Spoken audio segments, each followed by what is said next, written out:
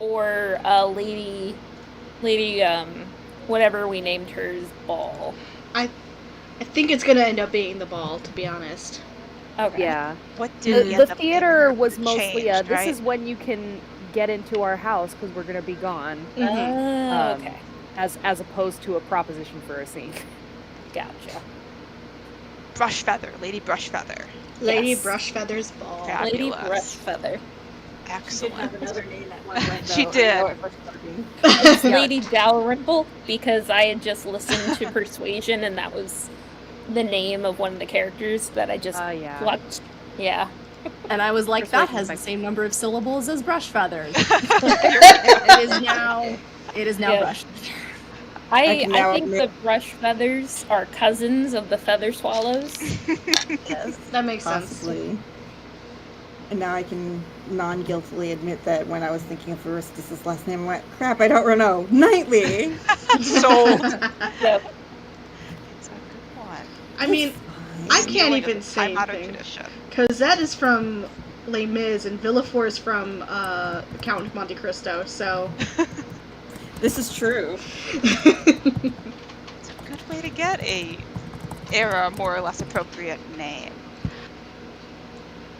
Alright, let's breeze through our collaboration things and then we'll do a round of what's happened and then we'll pick back up with if anybody has any additional epistolary things they want to do. We'll hit upkeep real quick and then we will cruise into endgame. So this is a romantic comedy. Actions have consequences, but past misdemeanors can be recovered from. I think we had last time a lot of the approaching endgame escalation of stakes. So I think in this session we'll be looking to bring those stakes home to satisfying resolutions, as discussed in the endgame channel, and as we will discuss a bit here as well in the anything we'd like to see tonight section. We have somewhat important historical accuracy, steal era appropriate names instead of calling all of your characters modern things, but don't get fussed if the name is actually era appropriate versus just sounding that way. Gender is off. There is no hidden information. Our game is avoiding, in addition to people with angst as an entire personality, although pirate personality is fine, we have lines through bigotry, body horror, cousin marriage, eye injuries, gaslighting, graphic gore, harm to animals or children, homophobia, incest, racism, sexual assault or violence, slavery, and spiders. We are veiling, meaning it can happen, but don't describe it graphically, bullying, self-harm, and suicide, and ask first if you would like to bring into play any of death, grimdark things in general, kink shaming, mind control, murder, slut shaming, torture, and unplanned violence. That was my coffee alarm, so I'm going to go grab that real quick while everyone can please consider the existing anything we'd love to see in our game box and think about things you might like to add to it or subtract to it if there are things that are there that you no longer feel like you want to see tonight or need to see tonight. I think we're good with removing the tea party. Yeah. And Table for another game. yeah, we did have a scene with Margaret and Amaryllis, so we can strike that. Yes, that was very delightful. Was, yes. I'm wondering if we're past the moment where Hilda's reaction to a basket bidding situation. That moment may have passed. I feel like we can work it into the ball scene to be like her fussing about it at the ball, but I don't think that. I don't think that we need to have like a whole scene devoted to it. So Anybody- It's a moment now. Quick question. Has anybody watched True Lies? I have not. maybe I'm bad at know. movie titles. So then nobody remembers the dangerous tango scene. Because I would like to see a dangerous dance room scene. I mean, that's just a Okay. trope. Yeah. I'm That here for fits that. well with a resolve token proposal that I have in my back pocket. I will. so- I think I am taking. I'm taking the note. So dangerous tango scene. I'm adding. Oh my. I just figured saying True Lies was the easiest. Did I say True? Yeah, True Lies was the best one to be like, hey, anybody remember True Lies? Because then you would be like the dance room scene.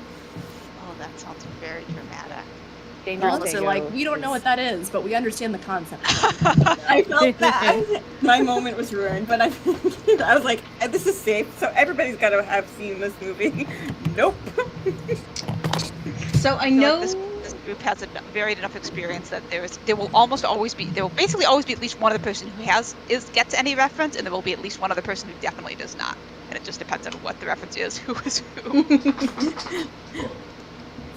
Sorry, Heather, I cut you off there. I don't remember the thought. It was not important. Oh no! It No, is if fine. It returns, Like, feel free to cut me off. I have about 10% brain capacity. Like I said, I am still caffeinating. So am I successfully now. So that's Yay. Here we go. I woke up from my nap and pounded a monster. Like I need to be Oh, no. awake. Well, please tell us if your heart stops from all that caffeine. It will not. I That is can normal amounts for Sam me. if needed. Is there first before we talk too much more about anything we'd love to see? Is there anything that we want to avoid that anyone has thought of in between sessions, or are we content with the current avoidance list? Hearing Good. no strong feelings, obviously feel free to message in the text chat for the game or DM me directly if anything occurs to you during the game or if you just throw an X card. But yeah, let's talk about things we would love to see in the game. Currently on the list we have support for other characters achieving their goals insofar as their player wants them to. We have a hedge maze on a full moon at night, plus minus buried treasure. We have I Am Spartacus regarding the chain of Black Rose succession. We have Larkspur and Lunaria interacting as independent entities. We have a dangerous tango scene, as just discussed. We have Sir Cornwallis' shopping trip. Larkspur stealing Cosette's coat. Eleanor setting Fiamma up with Sir Cornwallis, leading to a reconciliation between Fiamma and Eleanor. Anything on there we'd like to take off? Anything not on there we'd like to add? Anything on there we'd like to elaborate on? I think a hedge maze could possibly happen at the ball, but I don't know. I guess we'll see. To be determined about the buried treasure. Yeah, Extremely we fair. could put that at B level. Like Yeah. Yeah. We won't go out of italicize our it. way, but if it happens naturally, that's which I mean a lot goes for a lot of these, other than the character Yeah. desire ones. But yeah, fabulous. Anything? I yeah. desperately want to see Adamantia taking Sir Cornwallis shopping. If Adamantia we have time. specifically. Yes. Delightful. If we have time. If not, that's just like a wish of my heart. But Yeah. We can. We could hand can wave work all of it. your wishes in the to come background, true. maybe Yeah, hand wave it with you. Adamantia Oh, go ahead. found a reason to get to know Sir Cornwallis as her civilian guys, and whether he's figured it out or not, that's up to y'all. yeah, if he Gosh. works in adjacent to Adelaide, they've probably at least met. Yeah. Yeah. Anything else? Anything else related to character arcs and like specific desires or outcomes anyone is looking for beyond those already mentioned here, specifically the Fiamma and Eleanor reconciliation? I think we've got the reconciliation like settled. Like we know how that hopefully Mhm. will happen. Anything else we want to set in stone, or do we want to play the rest of it as it lies? I know I have a clock tower meeting at some point, so I guess that's more in the other category, but if a clock tower scene happens, that would be awesome. Also, not a absolute necessity in the interest of time. Sure. Yeah, Sir Cornwallis was supposed to show up at the clock tower Yes. As well. part of, I think that's when Totally not as bait. No, he's definitely not going to get kidnapped. He's I only think been that's kidnapped a few when times. the fly Gosh. traps plan with the Scarlet Petal and everything. I think that's when that all everything. Yeah, it all converges together. yeah. Everyone there all at the same time for some reasons. There's my notes. I knew I had notes. Fabulous. And we will have, I will be, despite my utter failure to be strict with myself about coffee timing, I will be watching the clock more aggressively than I think I have last couple of times to try to make sure that we get, because we do in theory have both the rooftop phase and a novel chapter tonight.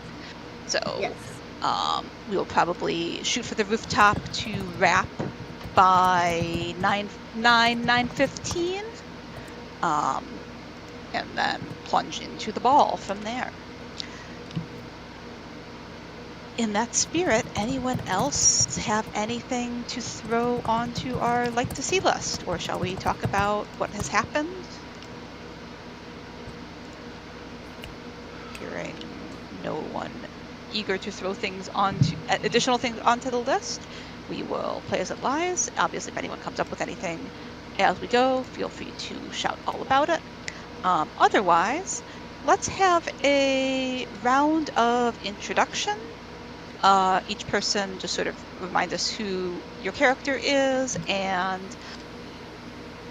give us one important thing that happened to your character last session or to date. Like what is the most pressing thing on your character's mind right now, and what is just that. What is the most pressing thing on your character's mind right now? Allie, would you like to lead us off?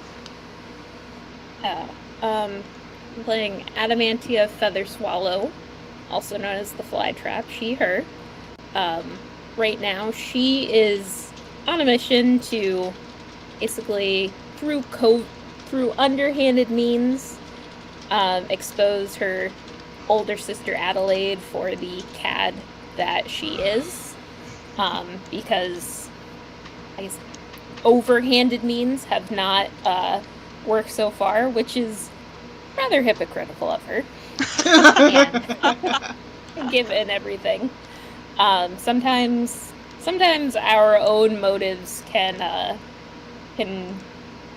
make us do things we wouldn't normally do.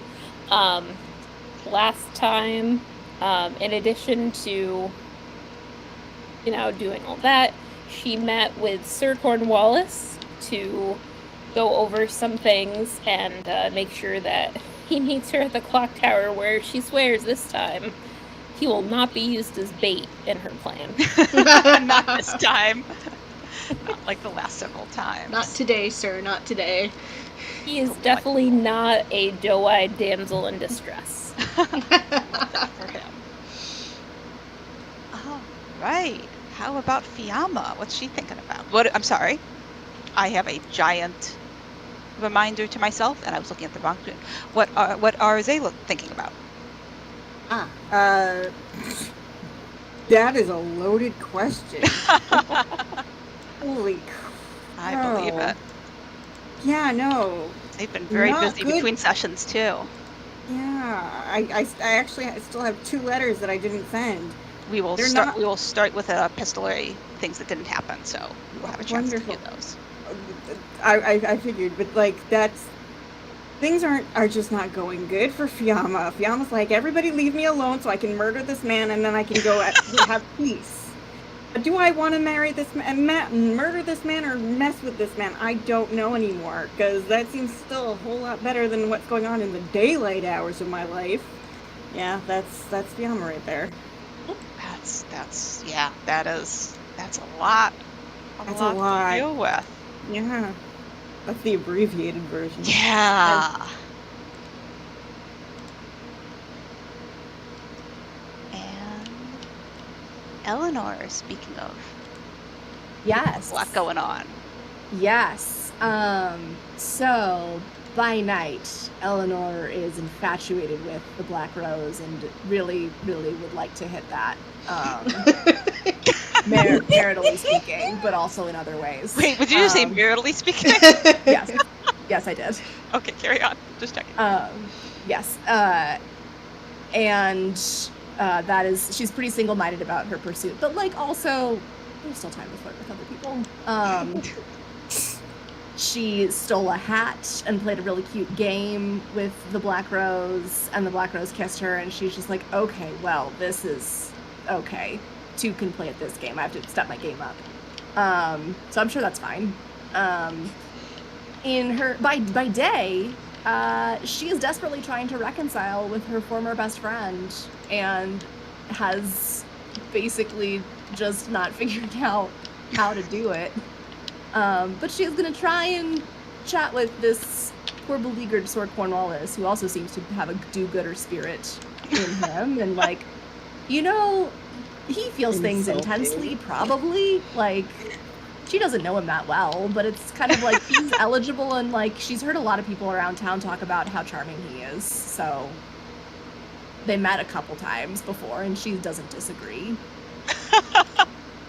So that's what's going on with her. Delightful. Right. And then we have Amaryllis. Yes, Amaryllis Featherswallow, the youngest of the three Featherswallow girls. Her. Looking to retire.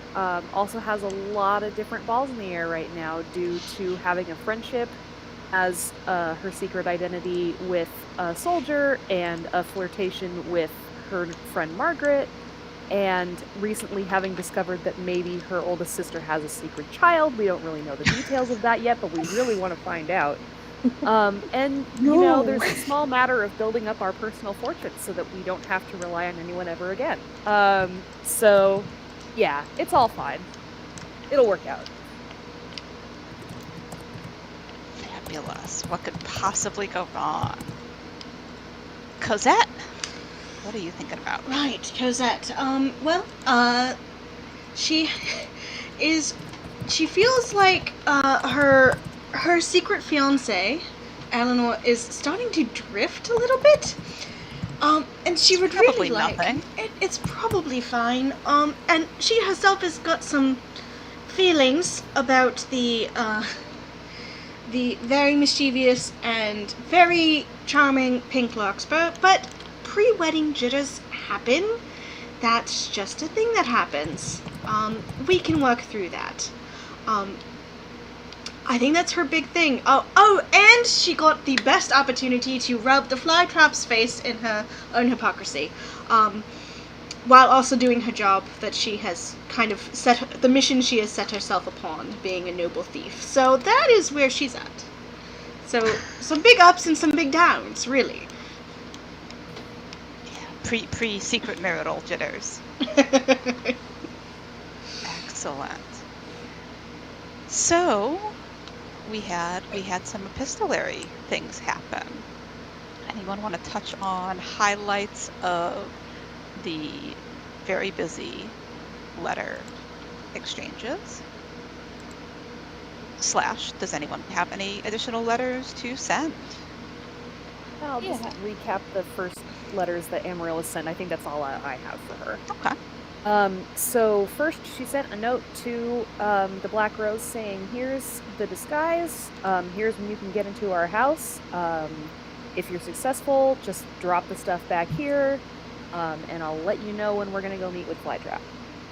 And then she sent another letter to Fiamma saying, hey, I heard you're trying to get in touch with my sister. She's a terrible person, just FYI. But if I can help you, let me know. Delightful. What else happened? What else did we send in letters? Adamantia sent a letter to the editor, sort of reminding the people of how, what's the name of Art House something on the water? Urton on the Water. Thank you. Urton on the Water, that our elected officials are not doing right by us, and it is within our right to hold them accountable. And I'm going to put my name to this letter because I believe in it. So I'm sure that's not going to cause any problems at home.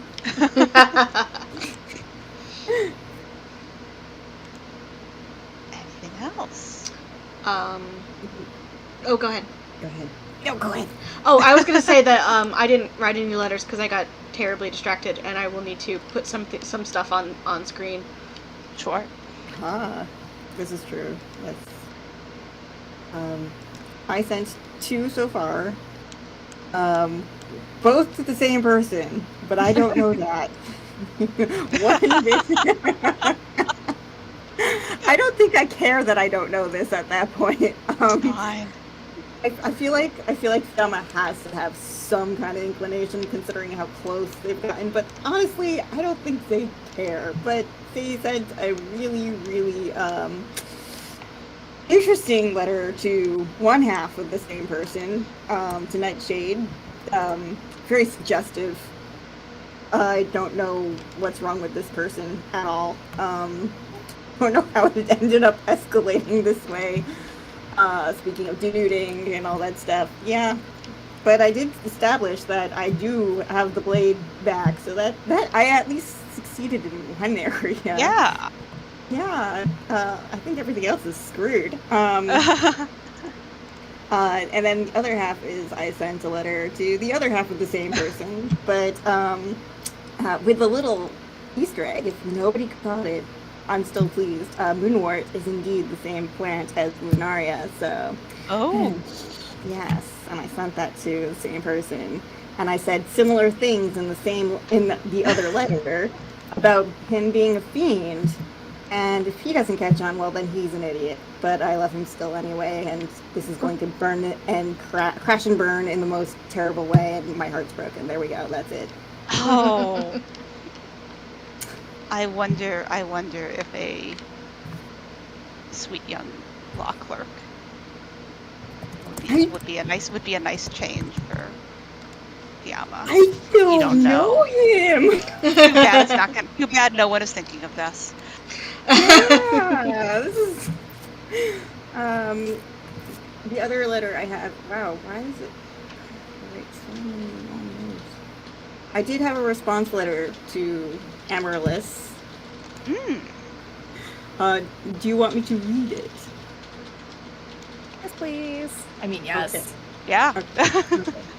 So there's 2 parts. One's not being sent, and it's all while being panicked. So I'm going to give you this.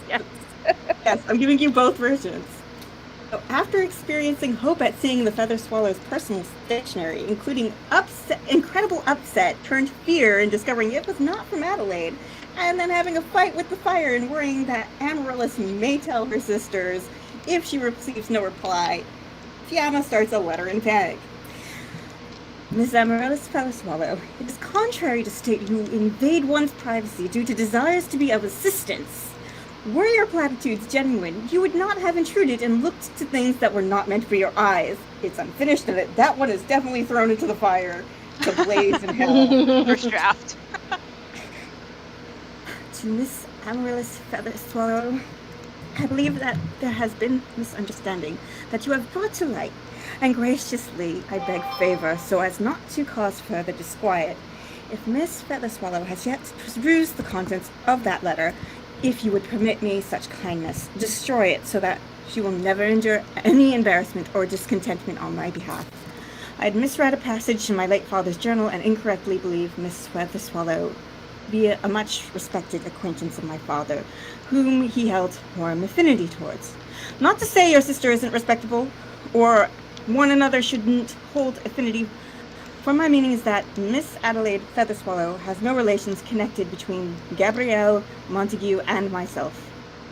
Please do not misunderstand my intent, nor put this incident upon her, for my shortcomings would understandably distress her and your family by my lack of thought. Your eldest sister has brokered no ill bearings towards me, and she and I have never held conversation, nor has she ever brought harm to my father, which is apparently a lie. This is a matter of miscommunication. I beg you understand. I would never wish to cause you or your family upset. Do not tell her and allow her ignorance. There need be no acquaintanceships between me nor your family. I only contact you again to ensure you become unconfused and convey request for minor assistance. No, I will never bother you nor your family again. Allowing you rest easy in that knowledge, I shall not disturb you. Forgive my disruption to your household. It's Montague. And that can be disrupted by whoever, because why not? Let's destroy this. And that was intended for Amaryllis. Did I get the right feather swallow in my notes? This time you did get the right feather swallow. And I'm tagging that right now. Comes and goes. Yes. So I'm tagging it right now. Fabulous. It's really slow at typing. It is a lie. When I'm nervous, I'm slow at typing. Amaryllis might need a minute to digest this letter. Assuming it makes it to her, I shouldn't assume no one wants to do any shenanigans. So yeah, this is the letter that you wrote and then discarded. The top half is, and you can see where it says it is unfinished. I could underline it. I just learned how to underline things. No, I just need to read with my eyes. I'm sorry. That's a mood. Need to look with my special eyes. Yeah, I'm definitely going to. You know what? I think that my resolve token says that Z were in a panic, and one of these and the crossed out letter definitely went to Amaryllis, and the crossed out letter went into the fire. So I don't know if that went. Oh, gotcha. Yeah. All right. Then in that case, the letter. You know what? The letter actually went to. Maybe.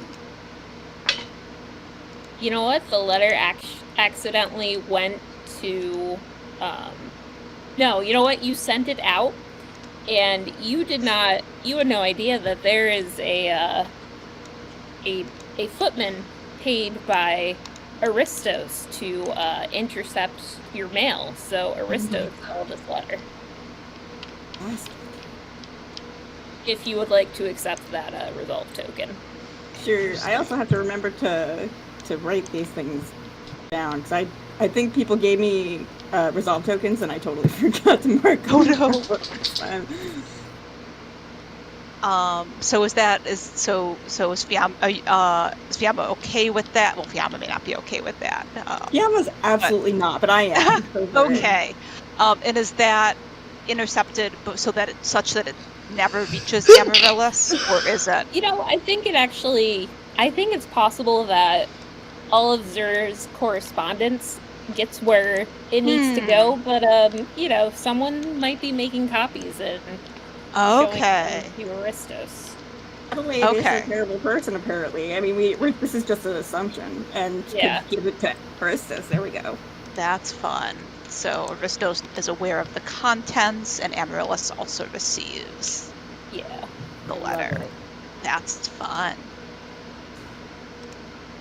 No, I'm just hurting myself more, but it's okay. This is delightful. I'm so excited. Yeah. Amaryllis is not going to reply to this letter. She is going to try to intercept Fiamma in person, because this is way more information than she even had. And she's like, wait, this was not my intent. I was never going to talk to Adelaide about this. Oh my god. So we'll table that. But perfect. I love it. It's incredible. Thank you.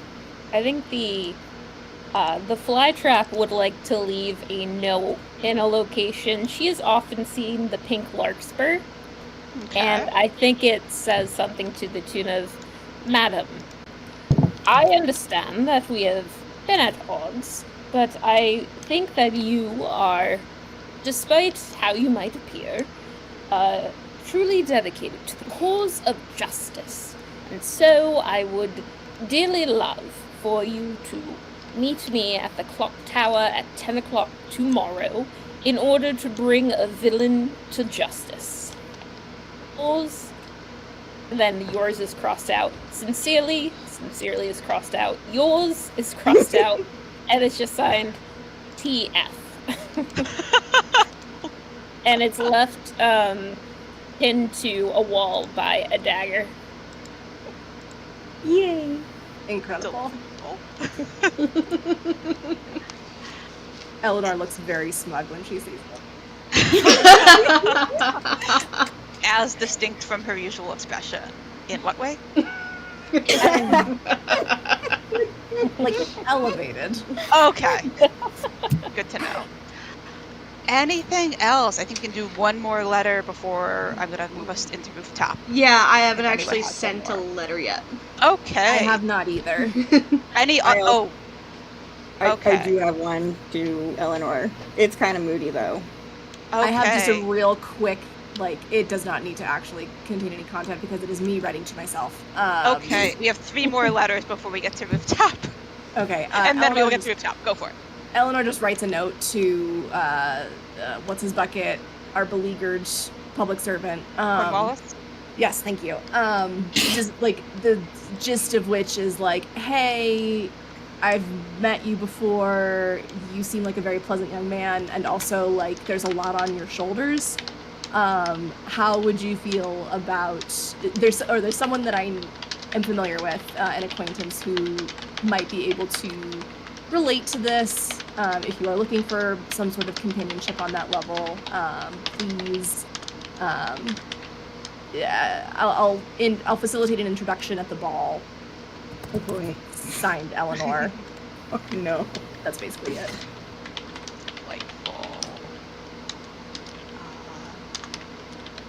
Why do I have more urge to just kidnap this man than to dance with him?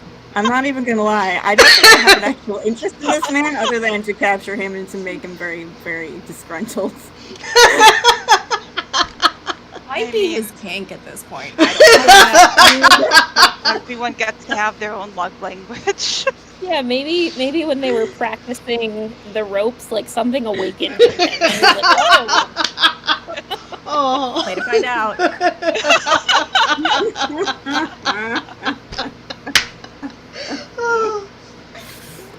Heather, did you have a letter? Yes. It's very straightforward. It's like, Master Faria, I have had a golden opportunity fall into my lap to both embarrass the flytrap as well as get the papers that we need to prove all the cases that we might want to prove. I have access to them for only one night. I will drop them off so that copies can be made and it can be added to the dossier. Yours, C. Excellent. And then I think we have one more Fiamma.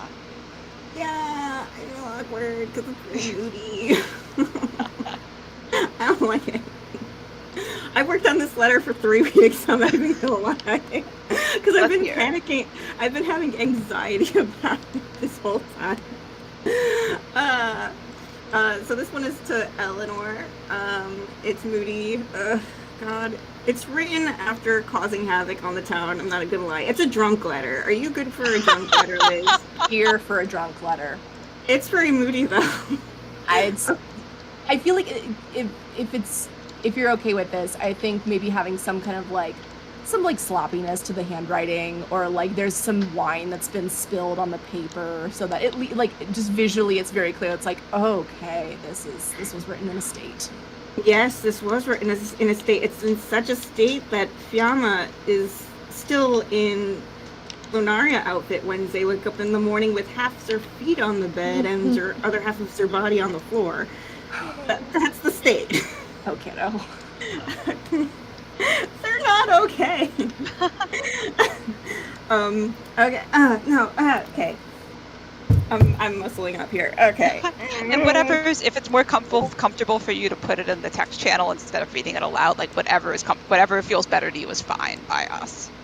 I feel like tearing the bandage off and just going for it. Okay. All right. No more. Okay.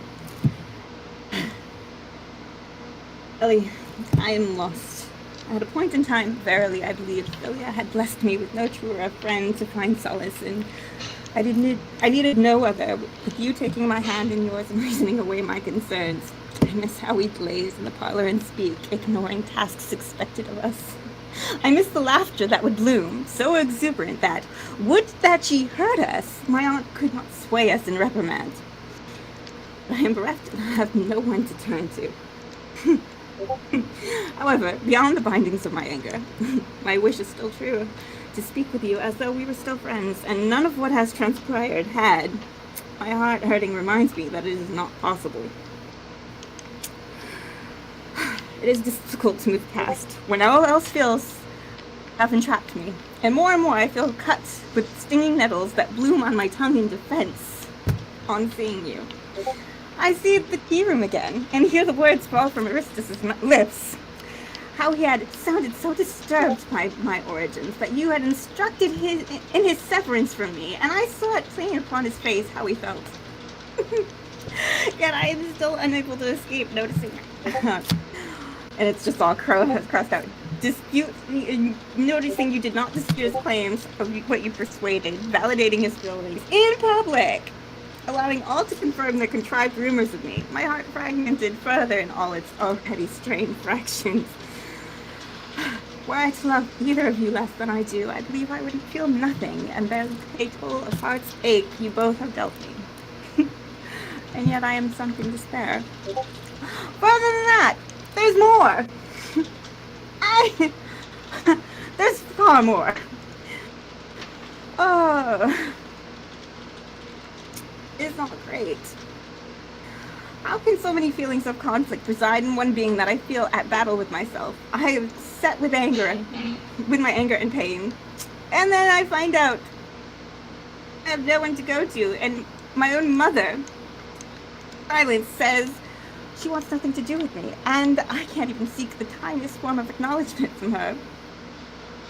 Oh, I can't even hear my name from her. And all I want is to confide in you and have you hold my hands as before, and to have Aristus wrap me up and whisper words that would win me over and over, and him be in wanting me. It makes no sense. It makes no sense. She will not speak to me and returns no letter. Never once have I heard her utter a purposeful word my direction. Not once has she let her gaze drift to me. Never have I heard her say my name, and I think she has never said it.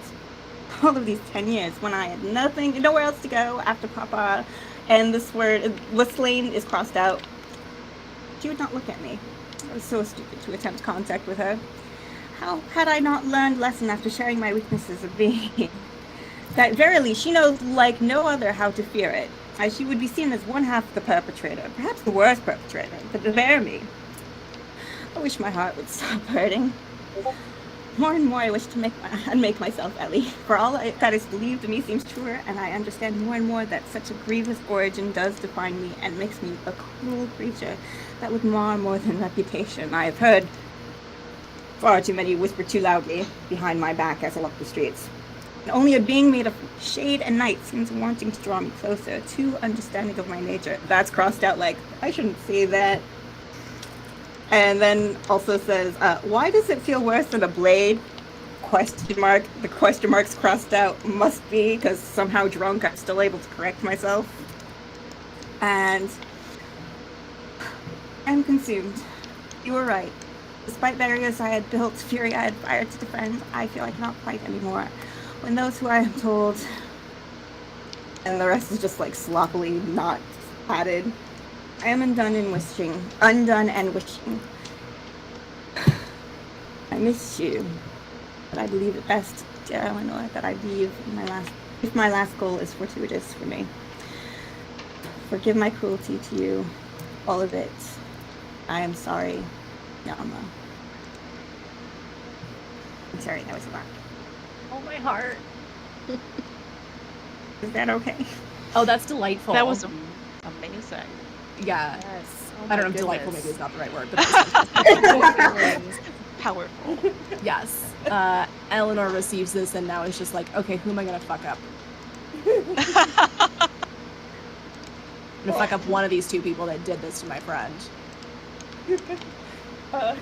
One of them is the same person, though. That's very efficient. She doesn't know that.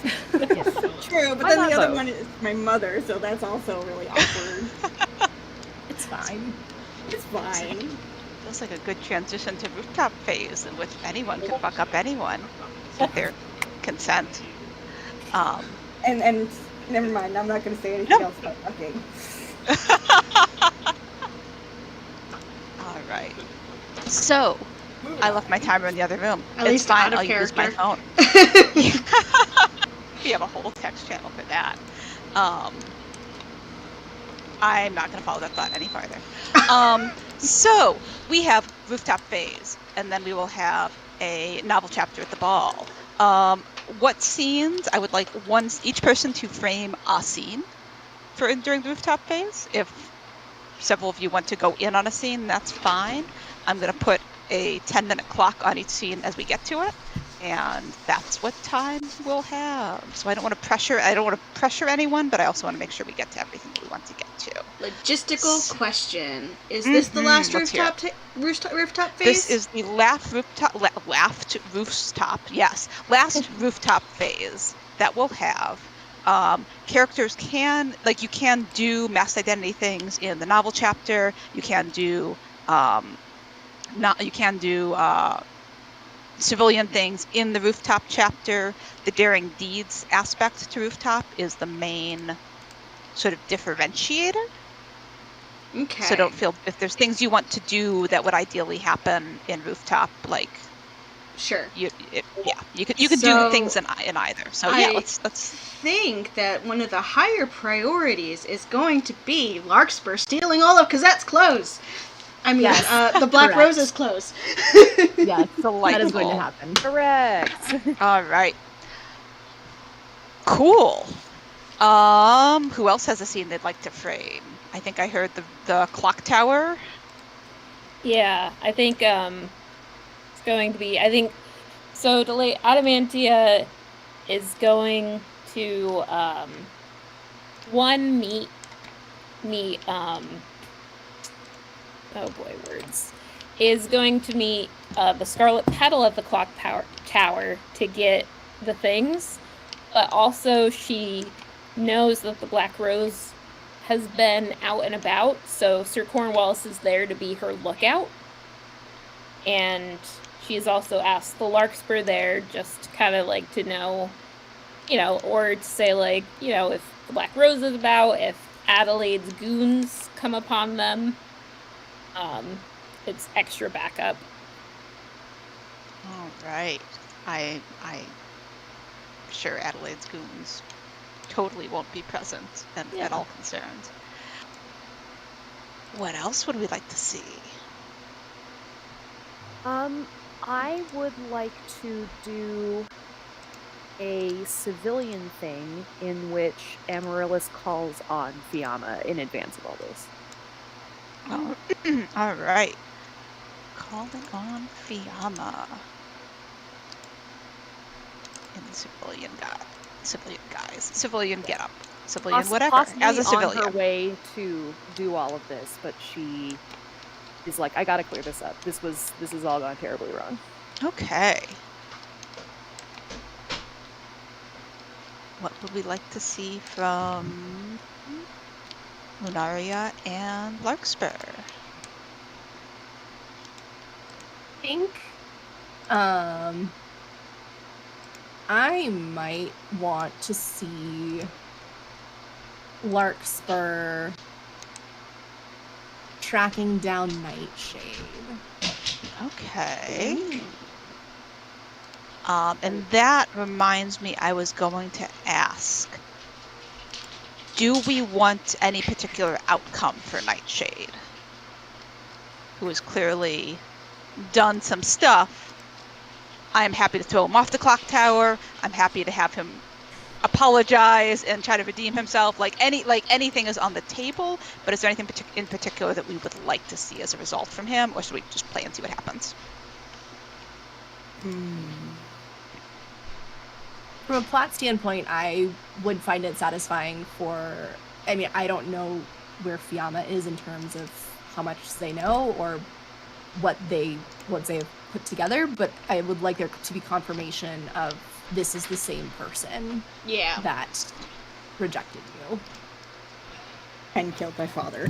Yes, also that. Yeah. Yes, Yeah. either one And of the same. Yes. On orders from your mother. It's fine. Yes. Is that- I do think. I was gonna say I do think that is interesting. I was curious because considering all this, Aristus and Nightshade guys on to check on what's going on with Fiamma, not Lunaria, and maybe Larkspur also putting together Lunaria and Fiamma might be the same person. Yeah, based on the contents of the letter. Delightful. Okay. And I see a resolve token from Marina. What you He's got? in already mind? resolved. Yes, I feel like this is the appropriate place to deploy my proposal. On a related note, I am offering a resolve token for Aristos to put 2 and 2 together and realize that Fiamma and Lunaria are the same person. That requires undressing. Well, mean, no, but not because really. he has 2 letters that are presumably in the same writing. This And is it's true. he also has 2 flower bouquets that go with those letters. Mm-hmm. And so I think he has enough to suspect, and I would like him to act accordingly. I love that you have thought of this. And I love that you caught up when I was like, there's an Easter egg with There similar is. wording. And Yep. in Moonwork is indeed Lunaria. Yeah. Thank you. I'm down for So it. that's my Okay. resolve token proposal. Okay. Who's that resolve token go to? I think it's for you I because it's think it bad would for be you. you. Yeah. Yeah, that's real bad for you. Mm-hmm. Right. Please take a resolve token, and I will mark that I've given it. Thank you. All right. I did. And because he hasn't seen their scar, which was the key, he doesn't know for sure, but he has a healthy suspicion. I'm also realizing real quick that I technically skipped over upkeep phase, so that means we have reviewed collaboration at the start of the game. I get 3 more resolve tokens. I'm sure that'll be fine. And each of you receives 1 additional resolve token, so you can add 1 to your current stash, or 1 to the empty space representing your current stash, as some of you maybe. All right. So in terms of order, looks like Amaryllis calling on Fiamma happens early. Does Larkspur want to track Nightshade to Fiamma's house, or does Larkspur want to track Nightshade away from checking on Fiamma? I think the former. Okay. Does Larkspur want to steal because that's closed before or after tracking down Nightshade? Oh, that's gonna be after. Like, Okay. that's gonna be a whole thing. Like, Okay. Business and then business first. whatever else that is. Yes. And then I think I'm feeling the clock tower is the last thing that happens, but does everyone else who's involved in the clock tower, what are you thinking? This would involve the Scarlet Petal, Flytrap, Cornwallis, Larkspur, anyone else? Black Rose. Black Rose. Potential Black Rose. Let's just Yeah. let her be there because it's funsies. Potentially Nightshade. Who knows? We'll see Yeah, what 'cause happens Black to Rose him wants earlier. to be there when the documents are handed over. Yeah. Okay. We can retcon and say that she only wanted the documents for a couple of hours in order to make the timeline fit. Yeah. Sounds fine to me. Gonna kidnap him. Is there going to kidnap him even before the introduction? It's going to be real awkward when you get introduced to the kid you kidnapped the night before. It's an icebreaker. Right. So, icebreaker.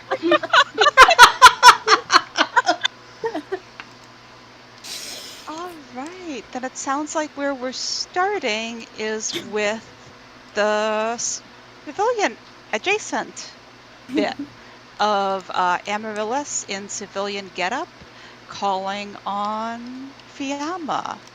Marcus's too. Marcus. Who knows? That's right. Yeah.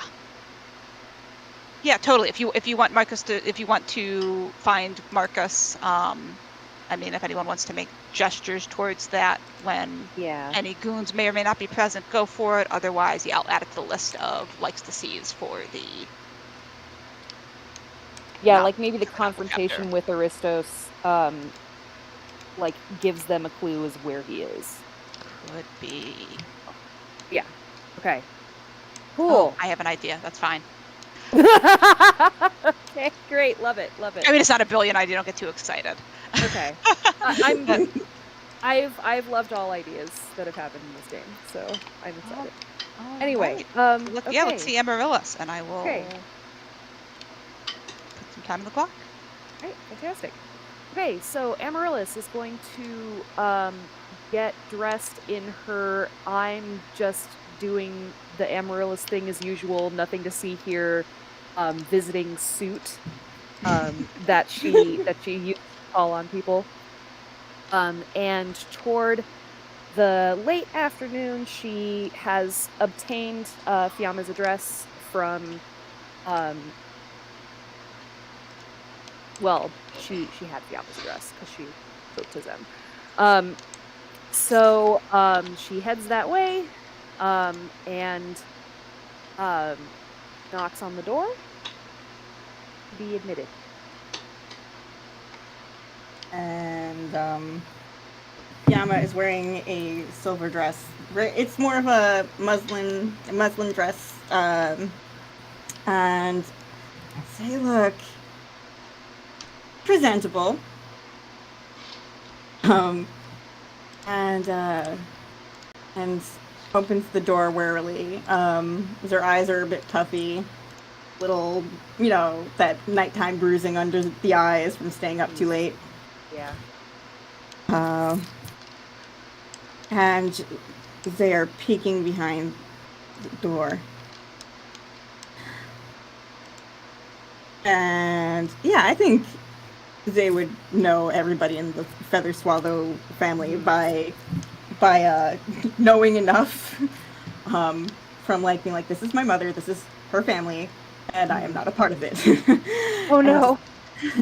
And being like, oh crap. Fiamma, I would like to offer you a resolve token to be a bit visibly distraught still. I was going to go right into distraught, but I will accept that resolve token. Delightful. Carry on. I can remember. You can receive comfort for your distraughtness. Okay.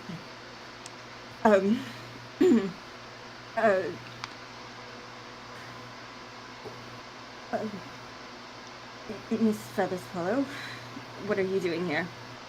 Mix Montague, I'm so sorry. I believe there's been a bit of a misunderstanding. I came to apologize. May I come in? And they're looking very guardedly because they don't trust anyone anyway, so this is not good. My Aunt Ornella is out, so I suppose a few moments will not cause too much of a disruption. And they open the door and gesture. Amaryllis walks through the door. Where do I even begin? I was perfectly sincere in my statement that neither of my sisters know that I've written to you. I would like to offer a bit of an explanation, if I may. Believe that Adelaide has seen your letter. When it was brought to my attention, it was opened. So if you have not heard from her, that must mean that she had no intention of replying. And I wish to assure you that I wrote to you simply to see if I could be of any assistance. And your letter told me much more than I already knew.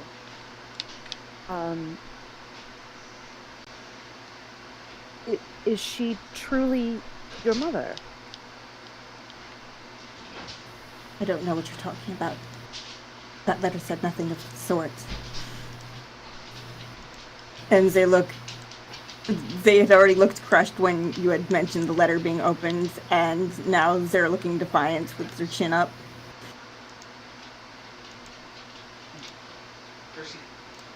Amaryllis thinks about this for a minute. Mix Montague, you need not confide in me. I apologize for distressing you. But I only wish to say that if that is true, regardless of my sister's intentions, I would be perfectly ready to acknowledge you as my nibbling, and I know that Adamantia would be as well. Do not tell her. Sorry, what was that? Do not tell her. I won't. If that's what you want, I won't tell her. And you need not concern yourself.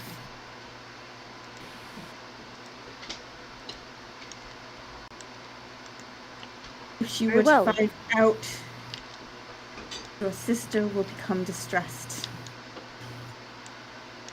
And if you tell anyone, you will only damage her. I am already damaged in such a way that I know what it's like, so do not. Mix Montague, I will keep this a secret and burn the correspondence if that is what you wish. But I would like to clarify, just so that you know, my sister is by no means a respectable woman.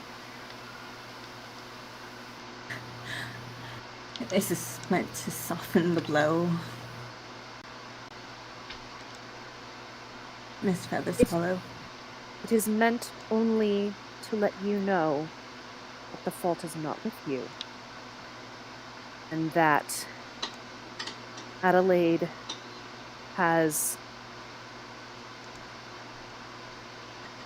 conducted herself in a way that no one knows, because to spread this to the general public would be to lay bare our whole family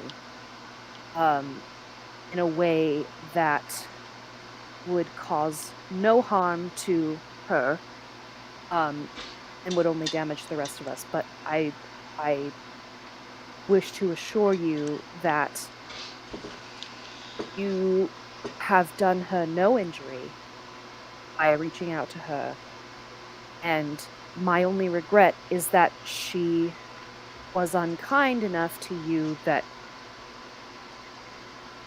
you did not receive even a hint of acknowledgement. It's not right. And if you change your mind, I will be glad to be of assistance to you in any way, but I will respect your wishes. I will not speak a word of it to anyone. And you only need call on me if I can do anything for you. Even if there were a way, she would see that then if I were to approach you. Movement cause her distress. Do you not see that? My very existence is what causes her distress. And I would be encroaching if I were to reach out to any family member. Even if I wanted to. Very well. I will only say this then, Mix Montague. Your existence is a result of her choices. You are not at fault. And why does everybody treat me differently? Because they're idiots. I'd like to say the same, that they are, yes, but it doesn't change how they treat me. I'm so sorry. I wish I could do something. And if there ever, again, if anything ever comes up, please feel free to reach out to me, but I will not trouble you any further. Just know that if there is anything any of us can do for you, you only need to reach out to me. I will take my leave. I wish you a good evening. And I hope that I will see you around town. Wait, please wait. What is it? Thank you.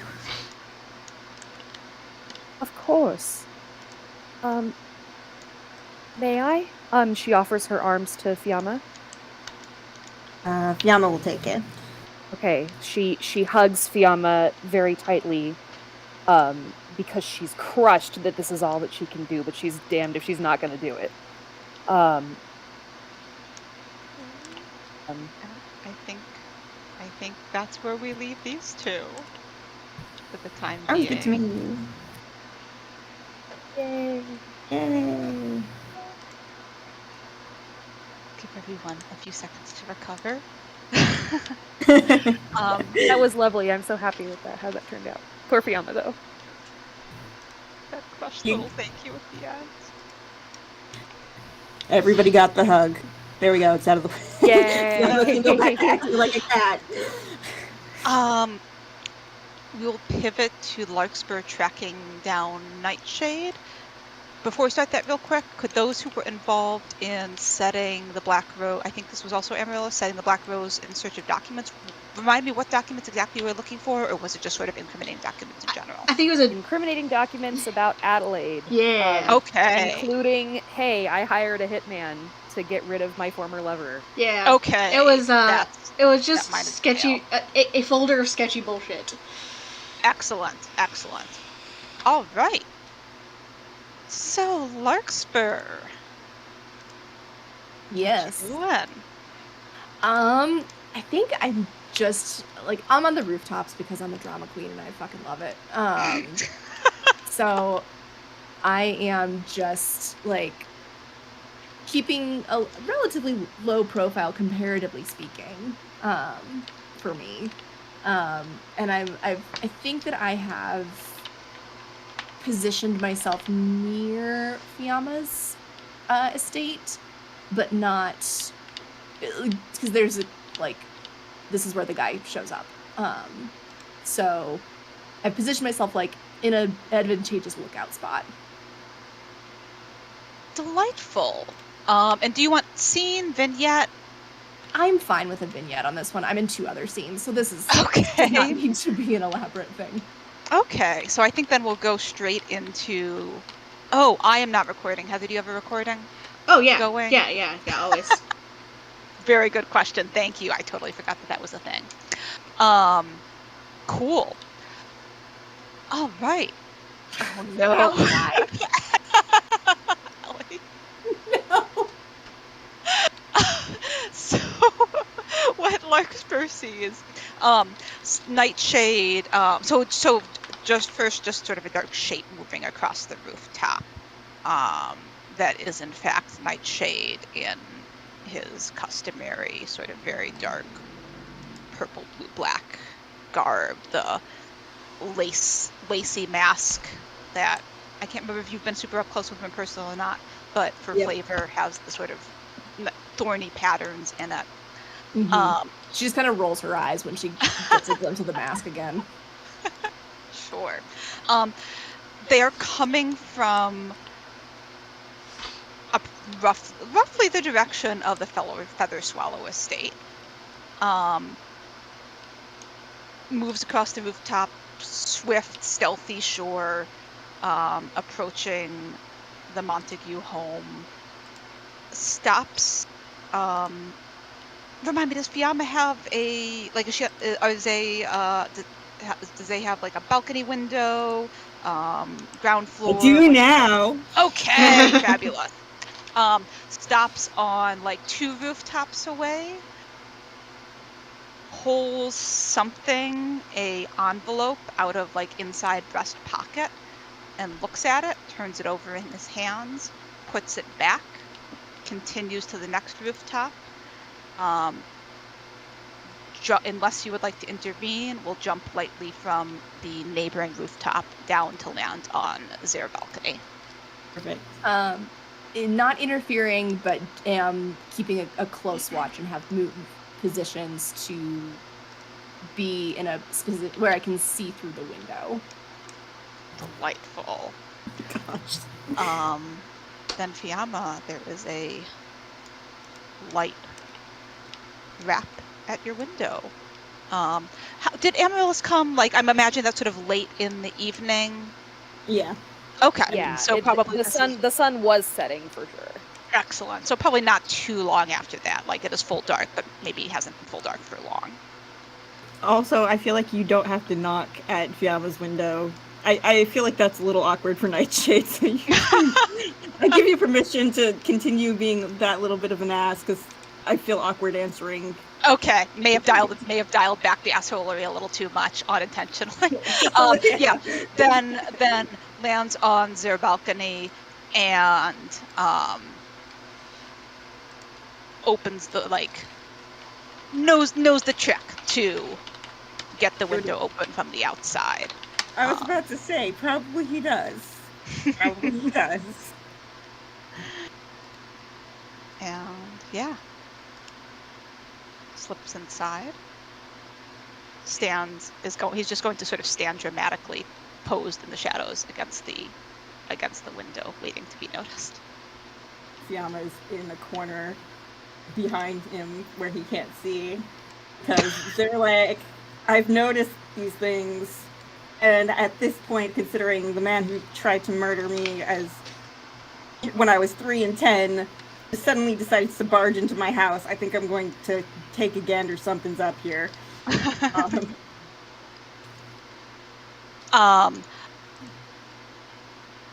So turns to face you. So making house calls now. I received several letters that bore some striking similarities. Did you know? As well as another letter that was not intended for me. They're trying to count how many letters have I sent. It's not been a good day. I think as this conversation progresses, I think Eleanor, or the Larkspur, is trying to position herself so that she can also hear this conversation. Sure. Wonderful. And she's like above, like on the roof overhang above the balcony, I think, so that if needed, she can drop down at a dramatically appropriate moment. Just to make it easier for the Larkspur to hear, Fiamma's gonna get unaffraidly, that's a word, into Nightshade's face, because apparently they have no sense of self-preservation. And it seems to be a thing, so we're gonna keep with this. Sure. So, you're stealing letters now, are you? Oh, it's not just now. It's very useful. I'd imagine so. And what I also have Go ahead. one that I think you might be very interested in. Do you? And he'll go into and reach into his breast pocket and remove the envelope that Larkspur saw. And just sort of, he would like to tap your nose with it very lightly. Yeah.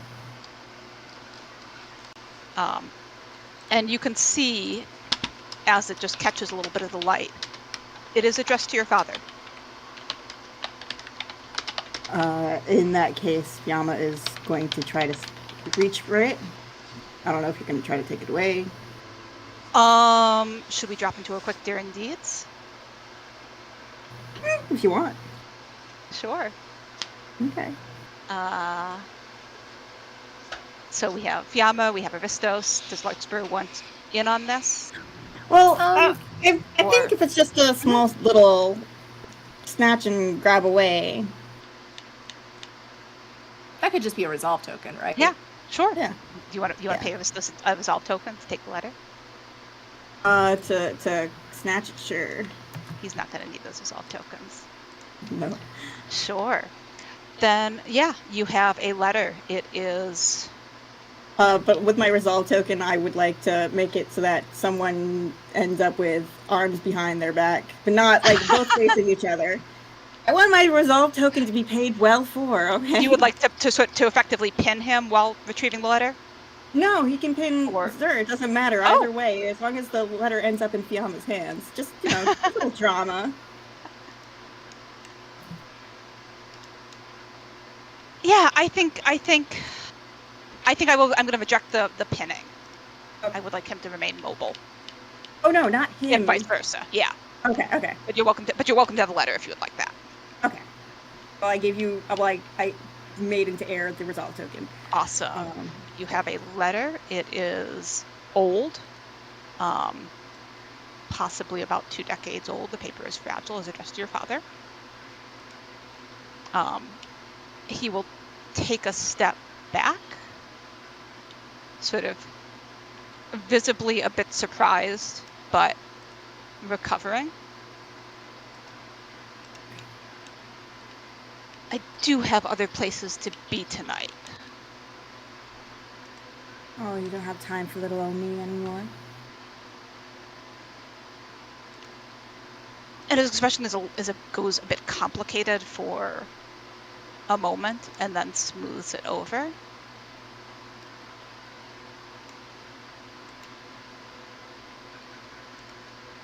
I like you better when you had. Go ahead. Go ahead. No, you go ahead. I wish it wasn't that way. But no. Not now.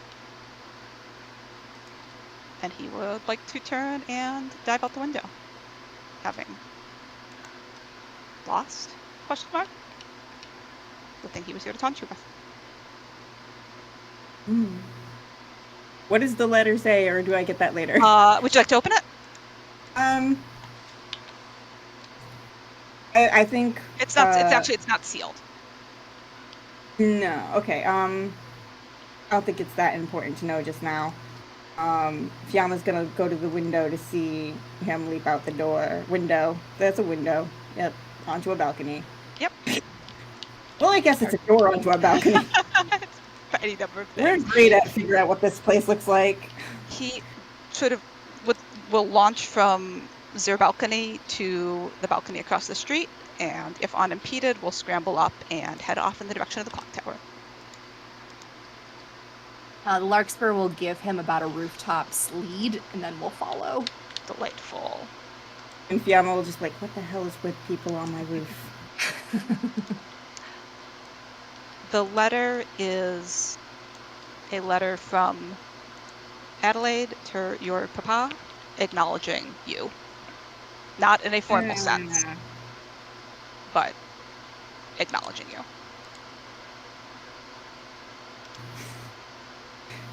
That's... Fiamma's just gonna toss him into the fire. I love that. And Fiamma's done with quite way well. too many people. Like old paper would burn. Anything else that anyone wants from that scene? I'm good with that. All right. Larkspur, you got places to be. One of Sure those do. places is wherever you're planning to steal Cosette's clothes. Yeah. Let's see. How do I want to do this?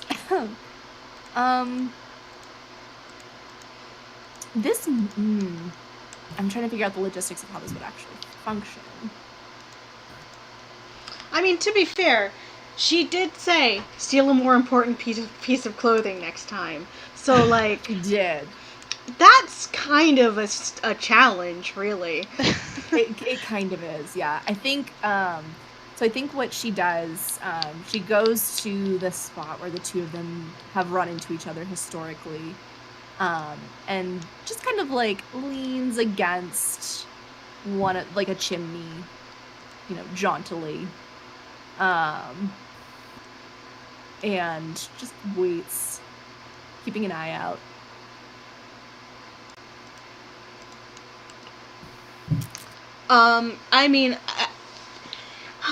So Rose would have stashed her clothes to change into the Larkspur's clothes. Sorry, I'm confusing my peoples. The Scarlet Petals clothes. So she would have clothes stealing. So many clothes. There's a lot going on. So she would have left her clothes somewhere. So I feel like, I don't know, maybe you're like there for the meeting and you're like, oh, that brick is loose, kicking it. Oh, look. Yeah. So just for, okay, so this is the Black Rose getting ready for the clock tower meeting, just so I'm clear on kind of. Yeah, so let's say timeline wise she did the heist, no issues, unless anyone wanted to throw his resolve token in there for issues. Adelaide will not. She's busy with other things. Then I'll throw you a resolve token that somebody saw you and somebody followed you. You don't know who, but somebody's out watching you. Somebody's watching? All right. Yeah.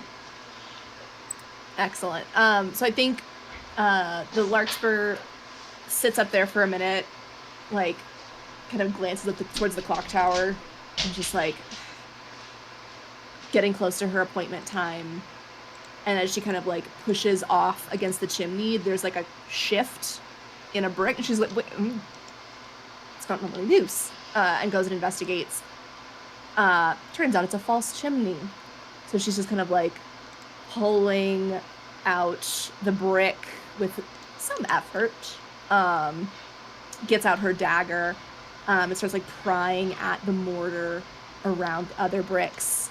And when she realizes, after, a couple have been removed, what she has discovered, there's just kind of a look on her face of just, I have found the best negotiation chip. And she stashes most of the clothing in like a bag that she keeps with her. The cloak she dons herself. She does not wear a cloak as part of her masked identity. So she is now wearing the cloak and looks very pleased with herself. Replaces the bricks, and then grins, and then hops off the roof towards her clock tower appointment. Oh boy. Delightful. Anything else that either of you would like from that scene? I mean, Rose is gonna show up and be like, oh shit. And just go sans cloak. Delightful. You all have been very efficient. And it sounds like a lot of people planning to show up for the clock tower. So I'm going to put 25 minutes on the clock for that. However many of those we end up using is fine, but I think that feels reasonable. It's fine. 2 Scarlet Petals is fine.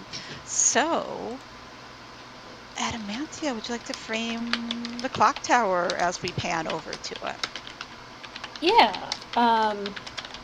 Remember the clock tower, I think Adamantia is in the shadows, walking there. She sees Sir Cornwallis and suddenly just appears next to him. Like, hello. Jeez, I really wish you wouldn't do that. I've asked you several times, please don't do that. At least, like, make loudest footsteps when you're doing it. My dear boy, my dear friend, my dear Sir Cornwallis. You keep saying those pleasantries, and I don't believe you actually mean any of them if you continue to ignore my requests. A brigand approaches you one day, you will be very glad that you learned how to detect a silent presence. Now, I don't think that's what I've learned. But continue. yes. So I need you to, and she kind of brings him to the base of the clock tower, to a place where he can keep an eye on most of the entrances to it. Like, now I am expecting the Scarlet Petal here, and I will meet with her. Should you see anyone else besides the Scarlet Petal or the Pink Larkspur, I want you to make the warning sound. Now, please demonstrate that you remember the warning sound. Caca! Caca! His expression is very, don't make me do this. Thank you. That was very good. Perhaps, more heart in it, but, Do you want the warning sound, or do you want me to just yell, "Hello, there's a new person here"? No, you must use caca, or else it will be very... Well, I'm sorry, I did not mean to threaten you. I just mean that I want someone to believe there is a strange bird and not a threat. So, yes. What other noise would a strange bird make then? Caca! Yes, exactly. I'm saying that, yes, no, I would much rather you pose as a crow than a person. So, now, I don't know if I should be insulted or flattered by that. Yes. Now, Hey, we have a monologue token. One or more. Actually, let Isabella do it. I don't think Zave requested one yet. I think that may have been on my behalf. Yeah, I haven't received one or done one, but I will let you make the request, because whoever it was that really wanted one, I was like, I've got one here. Yeah, this is, and if you would like to save for something with more, I'm actually let me pause the timer for my bullshit. So you all should not suffer for that any more than you have to. If you would like to save it for a more dramatic situation, totally fair. I want a monologue from Adamantia during the caca content. I need to know if she is fucking with Sir Cornwallis or if she's in earnest. Alright, so as he makes the caca noise. Yeah, alright.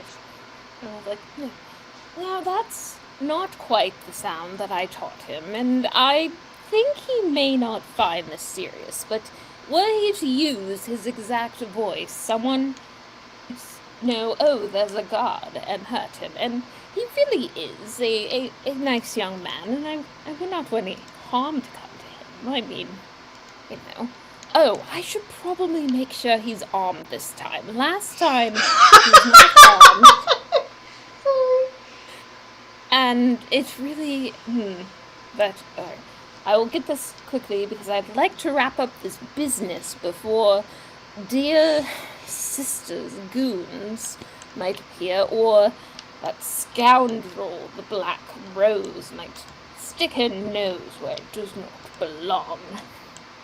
And that's her monologue.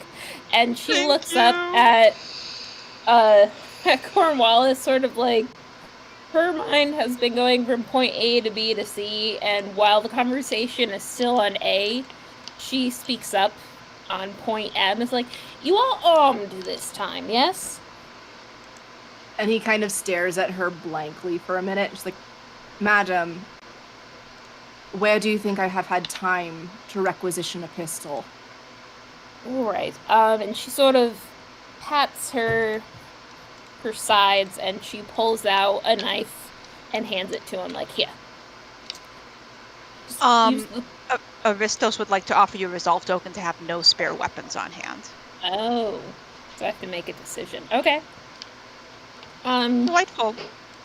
She pats, and she finds she has her one knife. She does not use a pistol. And she looks at it, and she considers, And she hands him her knife. I'm like, yeah, you know how to use it, yes? He kind of looks at it in his hand, and he twirls it around his finger very deftly, and like handles it between his fingers, like kind of flipping it around, doing some like casual knife tricks, and then gets the handle of it again. I think it will do. Sir Cornwallis, have you been holding out on me? No, I don't think this has ever come up before. That's true. And she gives him a little, a friendly pat on the cheek. Like, what a good lad. All right, I am off. Now remember, use the signal, and I shall come running or leaping, and be careful. And she begins. She'll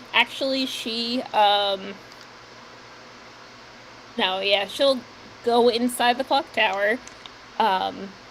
She arranged it so that it is. I'm actually gonna pay that she arranged it so that it would be kept unlocked for her. So I will send a resolve token into the ether for that. You don't have to. That's a fine thing to just stipulate. Okay. Yeah. And we'll go to the very top, sort of near all the gigantic gears, to meet up with the Scarlet Petal.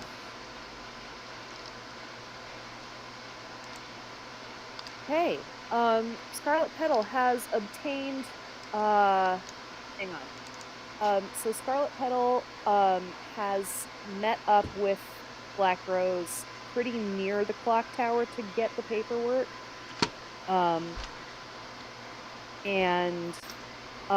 Is like, what happened to your jacket? Yeah, so I think there's a question on the table as to how much clothes got stolen. If you For sure the cloak, also pants. Or trousers. Okay. So she's wearing like the walking skirt and most of her outfit and no jacket. Oh my goodness. Okay. Alright, what happened to your clothes? It's not your usual outfit. I'm trying something new out. Alright, wonderful. So, I'll take the papers. I'm supposed to meet Flytrap at the top of the clock tower. If you want to walk up with me, that's fine, or if you want to take yourself up there some other way, that's also fine. Oh, I'll walk up with you. I do want to see the look on her face. Alright.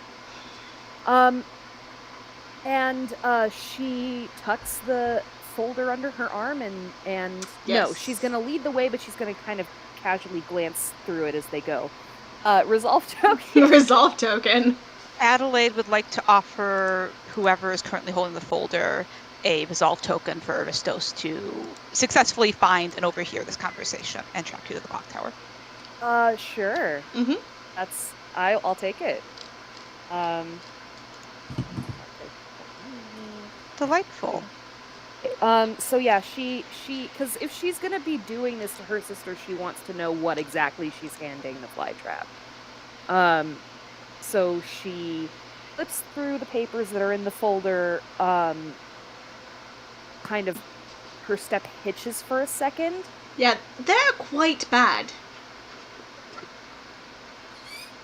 Oh my god. Yes. So, I have a copy of that, just so you're aware. Yes.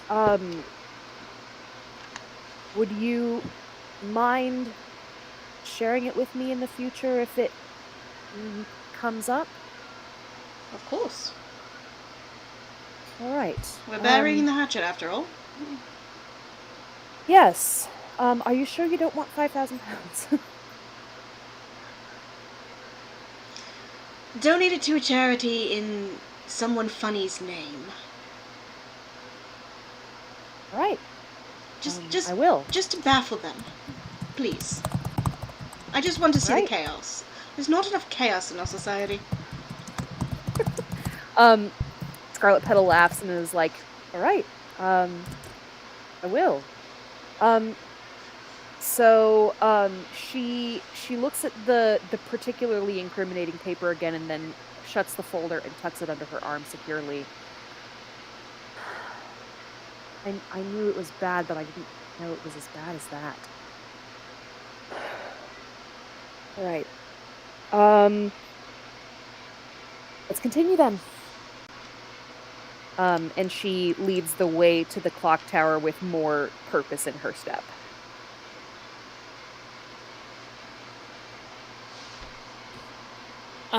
The flytrap is waiting in the shadows, as she likes to do. But I think do we pass Sir Cornwallis? Yeah, I feel like there's a very strange caca. Yeah. So as the two of you are approaching in the distance, Sir Cornwallis, I don't know if he's run into the Larkspur. She's pretty new on the scene, and I don't think he's had any interaction with her in her masked identity.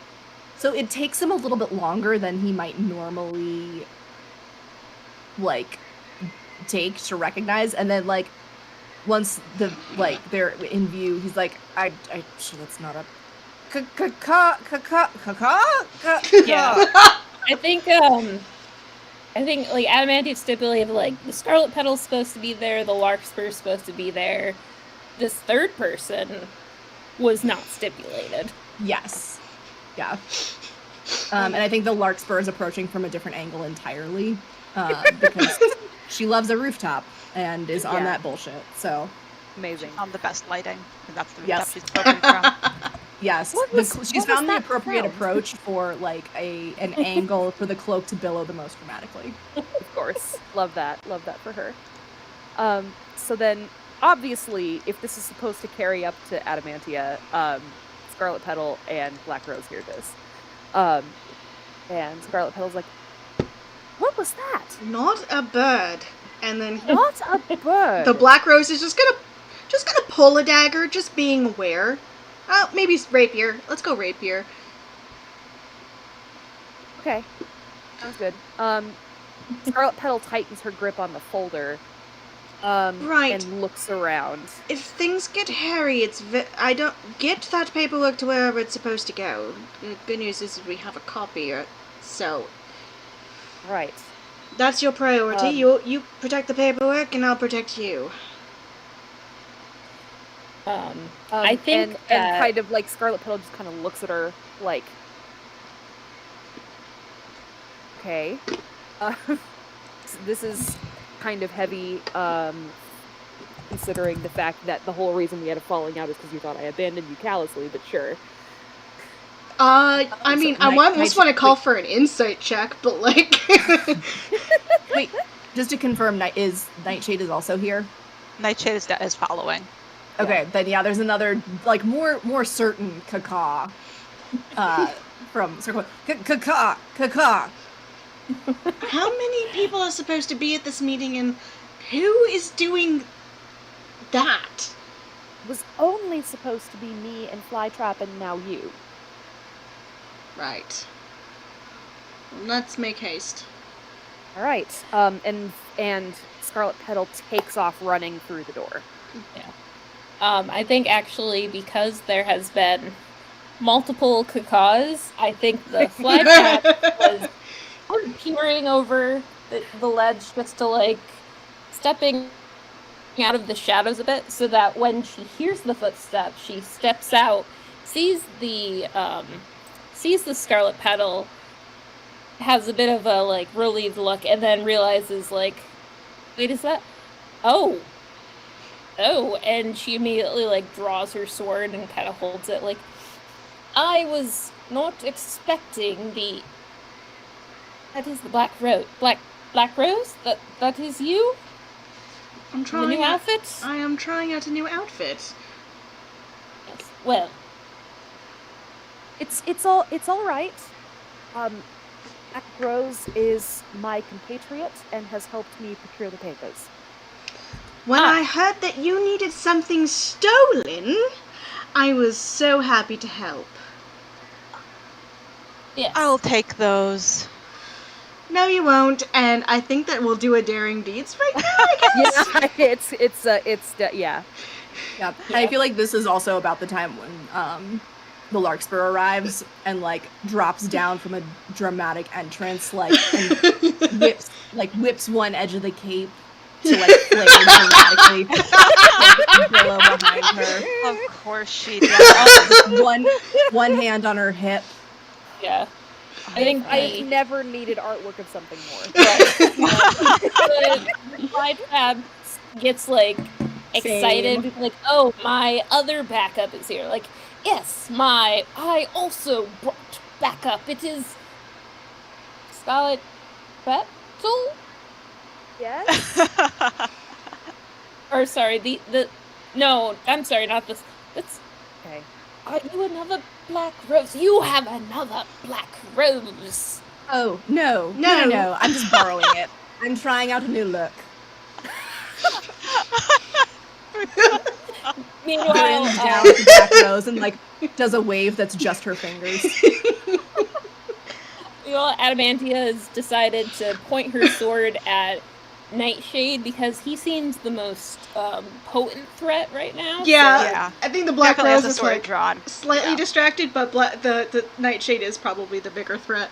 I don't know why you'd think that. He's only here with the sword drawn, saying that he would like the documents that you have.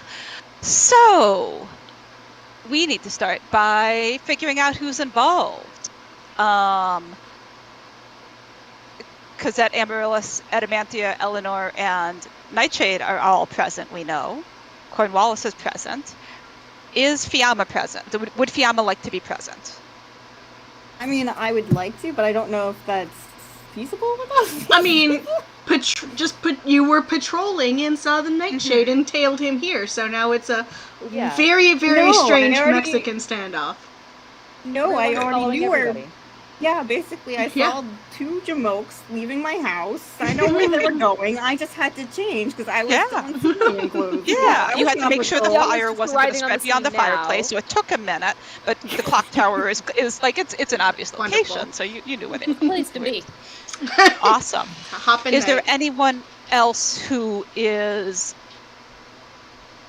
wishes to be involved, has a character who could reasonably intervene, or do we feel like 7 is enough stakes in this situation? It's probably enough. Nightshade is Adelaide's proxy. I will put forward that, like, if someone wants to have their character appear at the end of this for anything, we can always do that. So, like, oh, and then this person shows off for this reason. So Delightful. So then, we need everybody's ideal outcome. We'll have Adamantia go first since this is her scene, and then it'll be chaos after that. yeah, Adamantia would like to get the papers and get out. She was going to, make the arrangements about payment with the pedal, but it seems like that needs to be arranged at a different meeting now. So I think at least, like, get the papers, get out, and call to the Scarlet Petal. We will talk soon.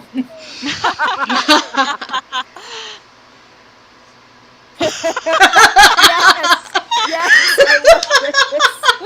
I am adding that I to love as everyone's ideal outcome. Incredible. Absolutely incredible. Okay. Who else has ideal outcomes between now and when that definitely happens? I do. So Cosette also would like the fly to provide cover for the fly trap to escape. Would also like for her to take a wound because she's not wearing her heavy, like, leather jacket. She's probably not guarding herself as much as so not used to not having any protection. She takes a wound to her arm that cuts open her shirt and shows off her tattoo. Ooh. Of that. Scarlet Petal also wants the papers to not get in Nightshade's hands. Is fine with Flytrap just, like, getting how to dodge with them because she is aware of the Flytrap's reputation and payment will definitely be had. And she would also like to find out something about what happened to Marcus Sewell. Okay. All right. What else? My ideal outcome is, given that that little flare from the Black Rose, that she sustains the wound. I don't have any horse in the race in terms of who gets the paperwork. You're just here for the lulz. Yeah, pretty much. I love it. I love that so much.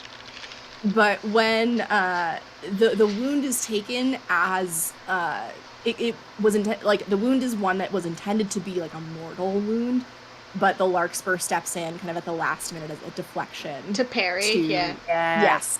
Love it. Exactly. Love it. So romantic. And then obviously totally platonic wound care happens afterwards. Yeah, but totally that's- platonic wound care. Yep. Okay. Anybody else have something? I'm still trying to think. I think my ideal outcome and Nightshide's ideal outcomes are two different things, but this is, and I was having a hard time getting past that. My ideal outcome is I would like Nightshade to get pushed off this tower. Yes! After, I would like him to successfully briefly take a hostage and then get pushed off the tower. I volunteer as tribute. I mean hostage.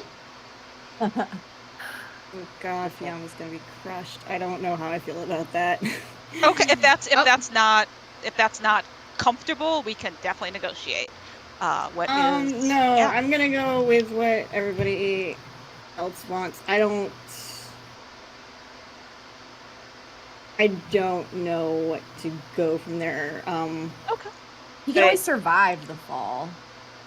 We made that clock tower really tall. It is really tall. Maybe he falls to like a lower story and is like a gets away. Scaffolding.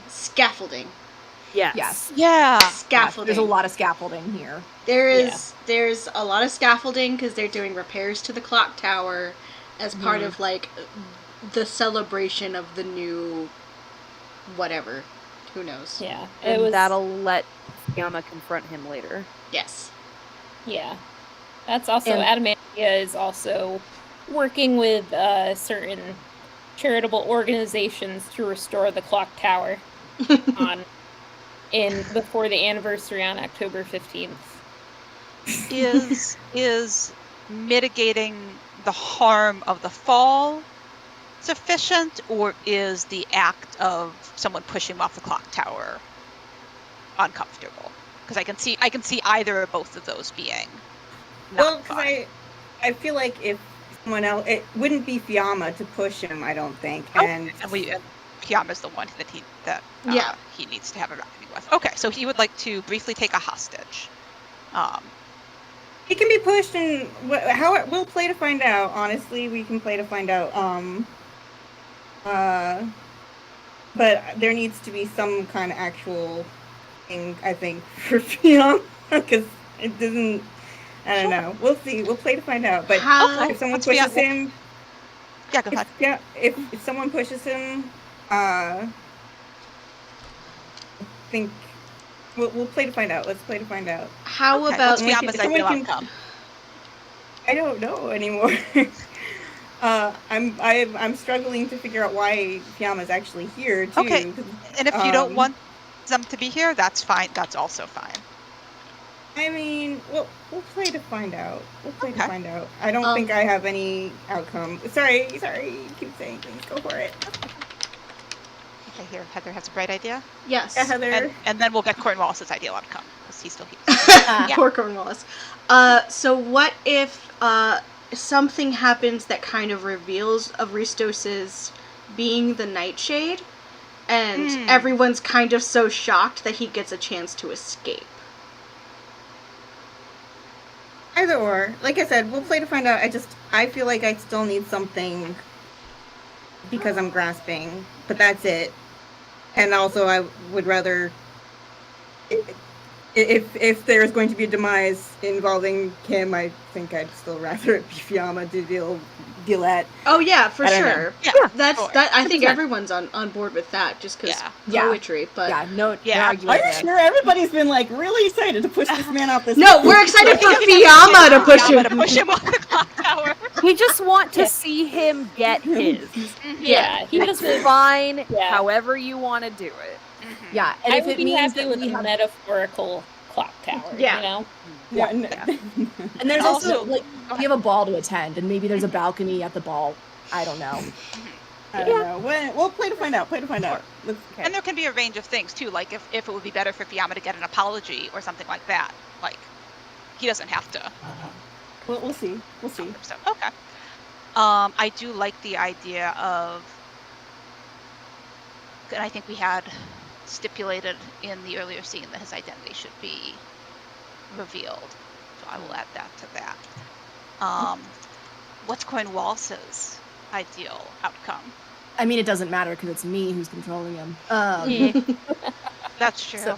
So my ideal outcome for Sir Cornwallis is, is this where he meets Fiamma for the first time? Yes. Like, obviously not actually Fiamma, but Yeah. yeah. My ideal outcome is that Sir Cornwallis is very struck by his first encounter with the Lunaria. Oh my god.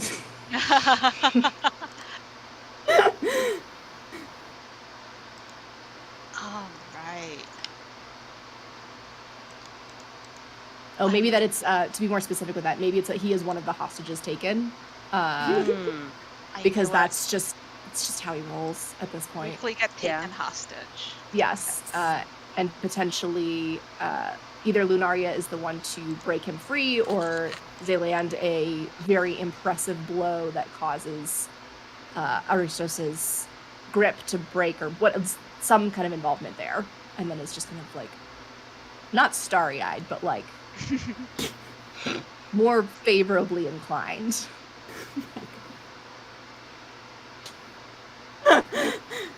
Is Lunaria interested in willing to interested in rescuing Sir Cornwallis from this villain? I was more interested in kidnapping him, but well, sure. Oh, I mean, if you want to rescuing. I mean, that's what Well, what is we'll what go is with res- what, What is rescuing if not kidnapping in a way? I mean, Yes. honestly, he might be into it. At this point. delightful. Rescuing can take Gosh, many he's been forms, right? conditioned. Oh, God.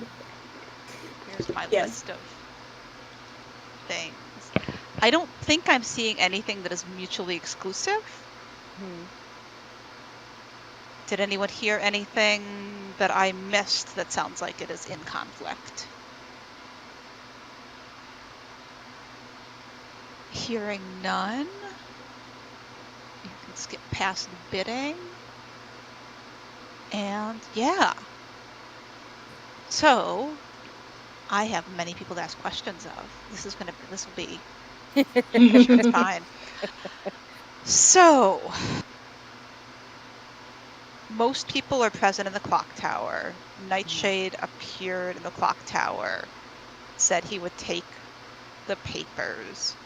Lunaria is arriving at about the same time. Sure, why not? Cornwallis, what do you do when you notice one more person arriving? Yeah, what the bloody hell is happening? Is there a convention? Yes. How many of you are there in this city? It's not that big.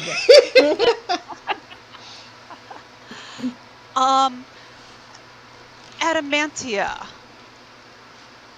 You see this villain Nightshade has arrived to foil your perfect plan. There's a moment of confusion. How do you take advantage of it? He sees everything seems to be converging, and even though her gut instinct is to go at the villain, I think she kind of hugs the He grabs the papers, hugs them to her chest, and begins walking backwards towards the stairs while there's all this confusion. Delightful. Larkspur, you don't have to be involved in this. Why do you stay? Oh, that's a good question. I'm fairly new to the scene. Like, I've had a couple of interactions with the people, like a couple people here. Like, obviously the Black Rose. I've had some flirting with the Fly Trap, but for the most part, I'm still making a name for myself. And as much attention as I can draw to myself in a positive light in this particular moment, or a dramatic light, which is always positive. Let's be honest. It's the whole point of the exercise. Obviously, I have to stay until this is resolved. Lunaria, as you're approaching the clock tower, how does it feel to realize that you are not the only one who has complex and negative feelings towards this villain, Nightshade? I feel like that's just another. That feels natural. Gonna be honest. Tracks. Feels natural, but it's more like they're going, what the hell did you do now? Extremely fair.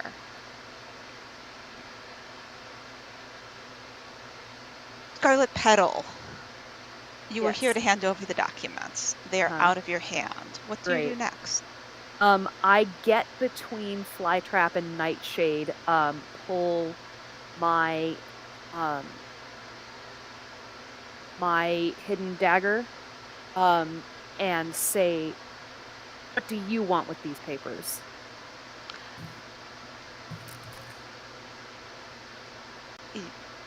I am not going to ask myself questions. That's ridiculous. He has a sword drawn, and I think he just sort of smiles at you behind their mask. It's only business. And lunges. Black Rose. She parries with the dagger. Delightful. Thank you. Black Rose, the battle has been begun. What do you do? I don't know if this is correct because I've never done not really done the daring deeds part. I have a reputation tag called Fiery. Let's hear it. Can I just straight up lay into this guy? She's like, I was having fun and you ruined it. Sure. Yeah. Tell us what that looks like.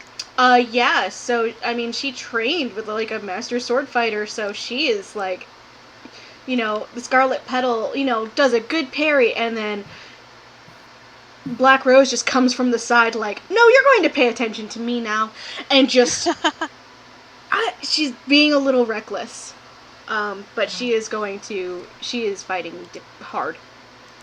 All right.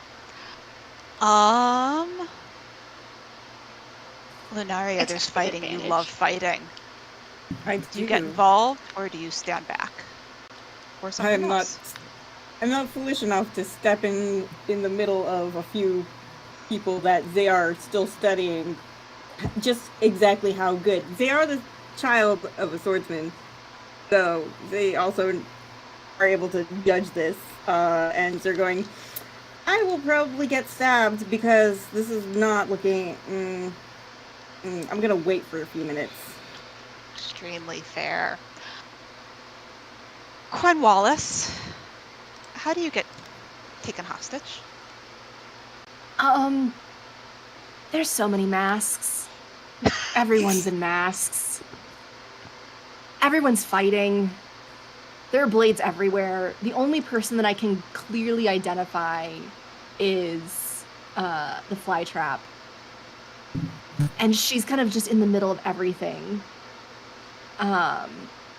Well, actually, she's at the outside, right? Because she's got the papers and is taking a couple steps back. So she's kind of on the outskirts. And I think in an attempt, like, just being confused visibly and just not knowing who's on what side necessarily, I think it just opens up a clear opportunity taking a hostage. Delightful. The fighting is, the first phase of fighting is furious but brief, as Nightshade quickly realizes that he is both outnumbered and he wouldn't admit it out loud, but y'all can tell maybe a little bit overmatched, and ducks an attack, spins away, comes up with his sword in one hand, other arm sort of around Sir Cornwallis with a knife at his throat. Let's see what's going this round. Cornwallis just calls out to the flytraps. You said there wasn't going to be a kidnapping. You said I wasn't bait this time. Flytrap, there's been a kidnapping. Do you keep right. running? Or keep retreating with the papers? I think how is do I see this? Because trying to figure out vantage point here. Do I see it happening, or I just hear? It's happening fast. I don't think you're that far away. I think you can see it. All right. I think Adamantia, she did give away her knife. She still has like a sort of grappling hook, and I think she's going to attempt to, I don't know, do some. No, actually, scratch that. Yeah, I'm trying to. I think I'm getting lost in. Is Cornwallis upstairs or down on the ground? Oh, he was farther away than I was imagining, wasn't he? But maybe we can retcon that he got closer. Cornwallis, would you have maybe come in a little bit just because you're very helpful? I am extremely helpful, and also I'm very perplexed at what is going on. And there's just too many bodies now, and I feel like there's just I need to see what the hell is actually happening at this point. Right. Yeah. I think she kind of shoves the folder, like she untucks her shirt quickly and shoves the folder up her shirt, and then is like, as she's running, she's trying to like tuck her shirt back in.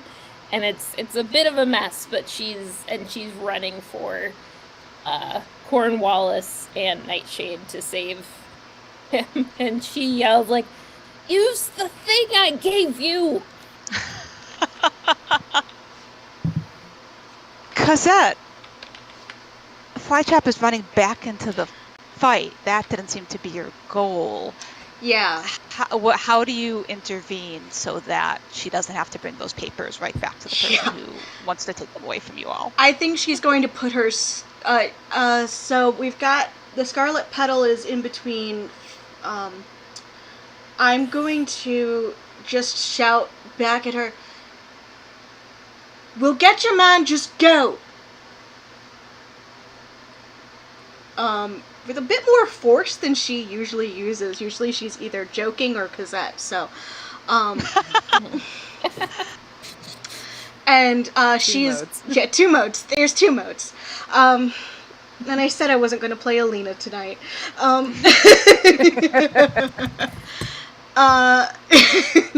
And so, yeah, she's going to lay in the attack, and I think she might go a little sloppy just to open herself up to make herself a better target than Cornwallis, like a higher grade target. So maybe, hopefully, he takes her instead of.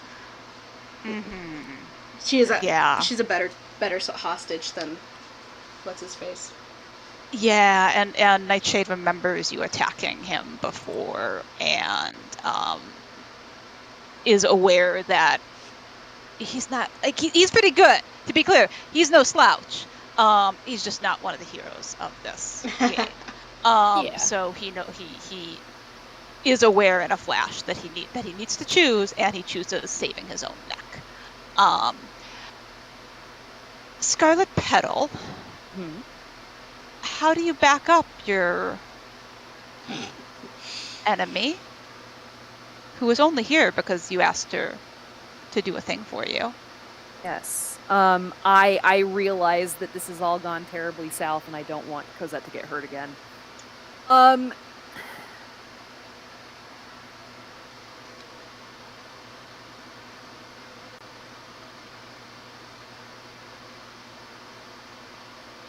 I think that she yells the first thing that comes to her mind, which is like she has no proof of any of this, but she's aiming for a distraction technique at this point, and she yells, "You were the one who Adelaide hired, weren't you?"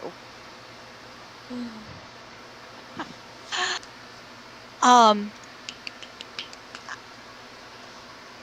and there is a brief hiccup in his parry as he glances at you. How did you know? And then remembers that he's in the middle of a fight. And returns and to her it. face just like opens in surprise. And he pivots to lunge at Cornwallis. Lunaria, how do you kidnap Cornwallis to save him from this? I don't know if I'm going to exactly kidnap sure. Cornwallis, but How do you this spare is him the from point. this blow? Yes. So this is what's going to happen. Fiamma is. I feel like I've projected that they're very quick, and even though they've just been watching this with like almost popcorn, seeing exactly what's been going on, like, yeah, this is smart. They're finally going to step in, put a hand out in front of Cornwallis to get him behind her and grab the sword.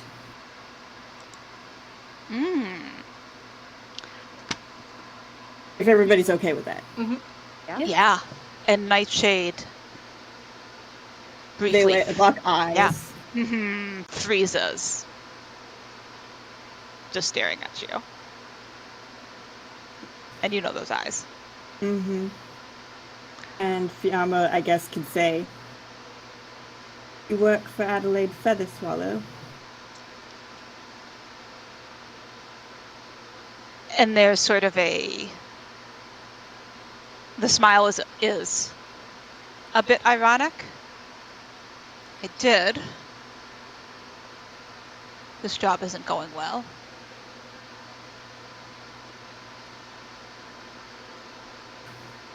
I would say it's not. And I guess if you're okay with it, Fiamma's gonna, like, it's a kick sweep, so push Cornwallis back a little further so that way he's completely out of range. Keep hold of the blade and sweep with the back foot underneath Aristus's foot. Oh yeah.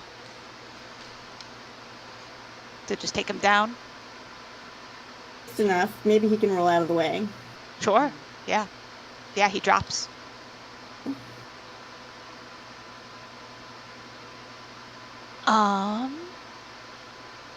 Yeah. Yeah, he drops, tucks, rolls, drops the sword, still has the knife. I'm looking at who is still here and trying to figure out who should go next. I think the next question is Scarlet Petal.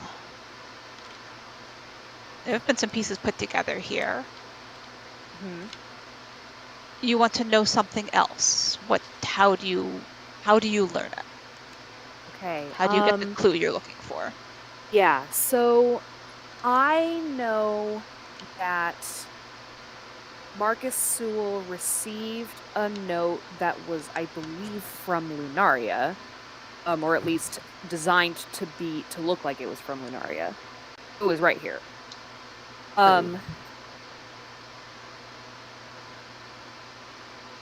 But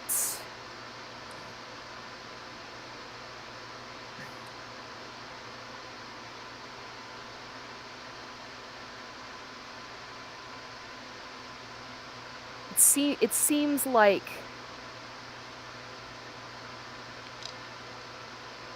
that doesn't necessarily mean that they are the one who disappeared him. And now that we know Nightshade is working for Adelaide, was going to say, feel free to impose something on Nightshade's behavior, if that would be helpful. Okay. What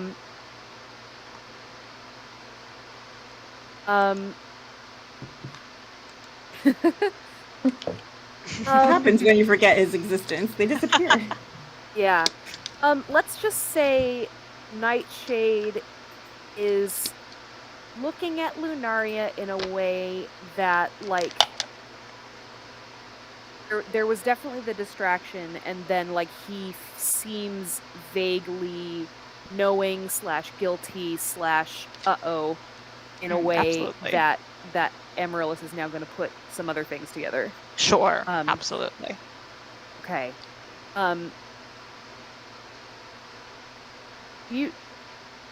Where did you take Marcus Sewell?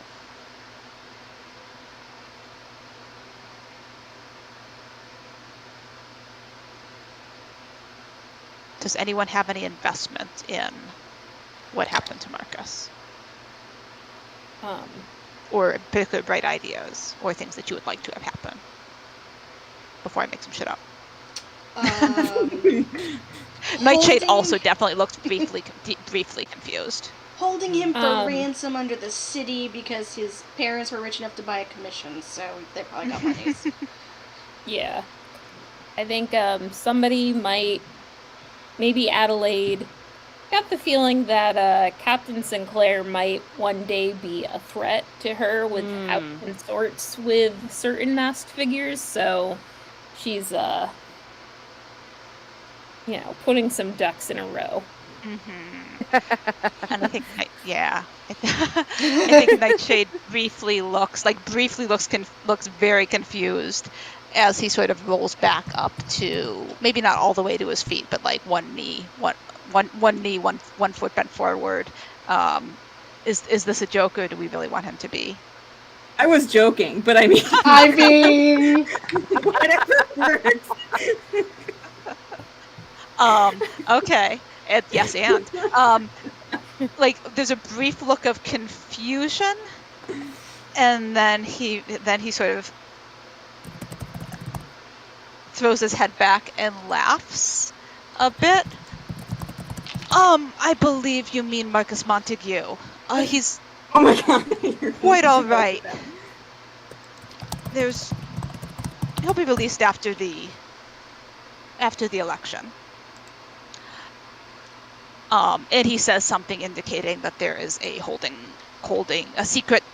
I mean, dungeon is a strong word that I want, but like a secret holding space under Feather Swallow Estate. That's the wording I'm just not quite finding right now. Okay. Amaryllis gasps like she has a pretty good idea where this space is. Delightful. I think I think at this point, I think Adamantia also gasps, and the Flytrap, which is strange because the Flytrap is usually pretty composed, but I think she looks livid and shocked. I think this feels like a cheap question, but it also feels the question to ask. Adamantia, what do you do next? Right. I think I have the things, I have the notes, and I think I'm going to, there's a young man being held under my home. I'm gonna go take care of that. So she looks at the Black Rose and like, take care of my dear boy. And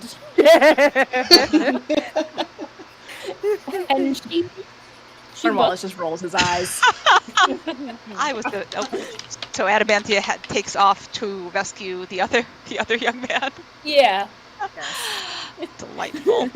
Cornwallis, as you roll your eyes, as you finish the eye roll, your gaze falls on stranger who just saved you from certain death. How's that working out for you? I think it's cool with you. Fiamma's hand is still on your chest. Yep. It's guarding you back there. Not even paying attention, but it's there. Yep, for sure. I think there's a little bit of just like,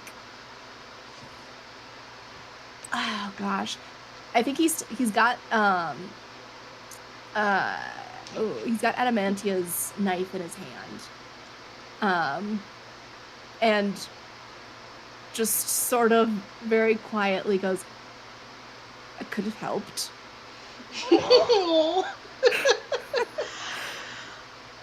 Cosette, speaking of knives, Nightshade is on one knee, has lost his sword, is still holding a knife. How is it exactly that you get injured?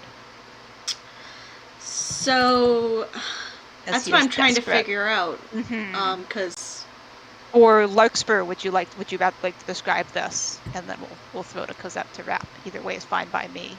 But you can fight it out. Yeah. Throws the knife. Yeah, I was gonna about to say a knife thrower works.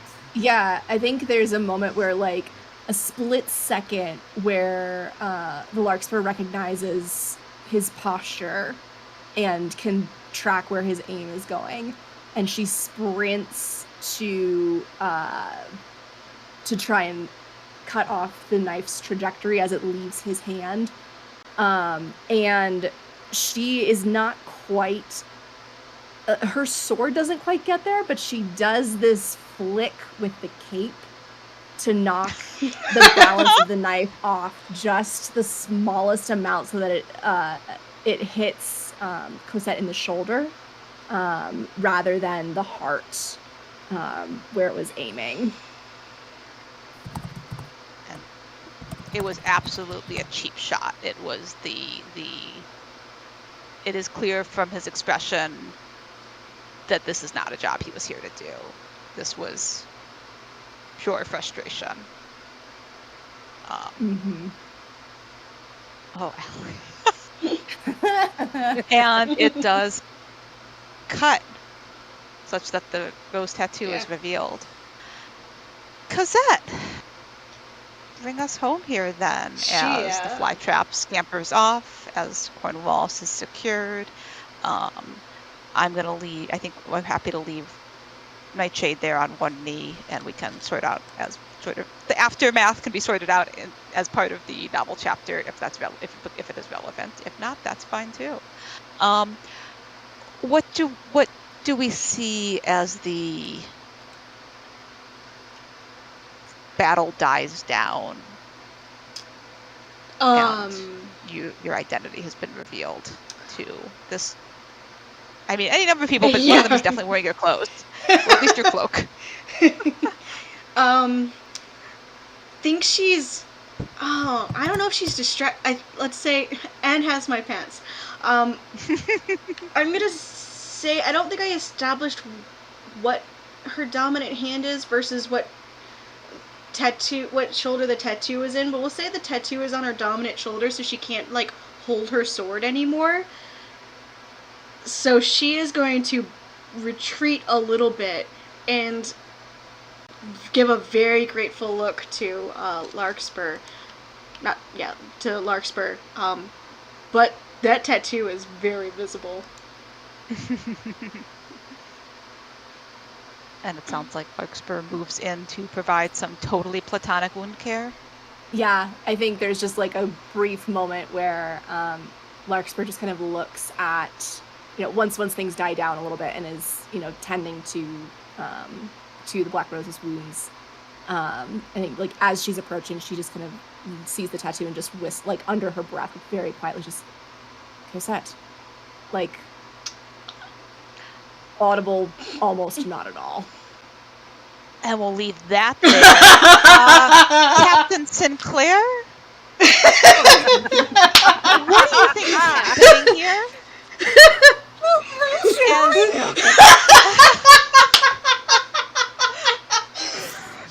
What are you doing on my bloody room?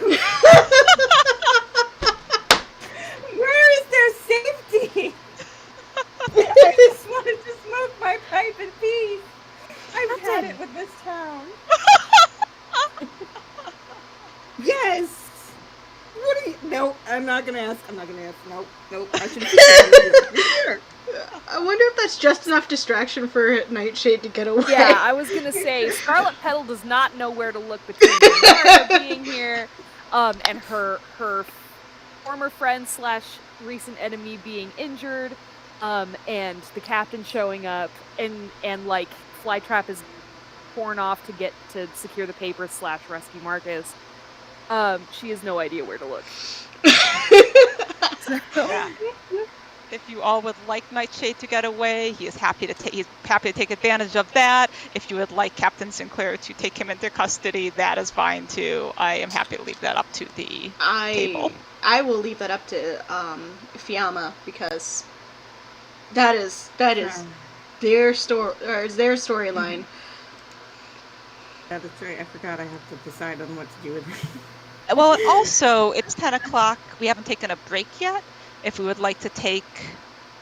Can we take 5? Is that enough time? Is that not enough time? And come back for our novel chapter? 5 is good for me. Yeah, sounds good. Like this is a cut to the ball. So think about what you want to have happen at the ball, and we can leave as we can find out at the ball what happened with Nightshade, if that is a thing that we want to prioritize. Sure. If we want to prioritize other things, also totally delightful. For the resolve, just because I think that Cosette will bolt. I think she bolts. I don't think there's any platonic boon care. I think she just fucking bolts. Okay. I mean, fair. All right. We'll see you all in 5 at the ball. Good work, everybody. I'm already there. Oh, yeah. Yeah.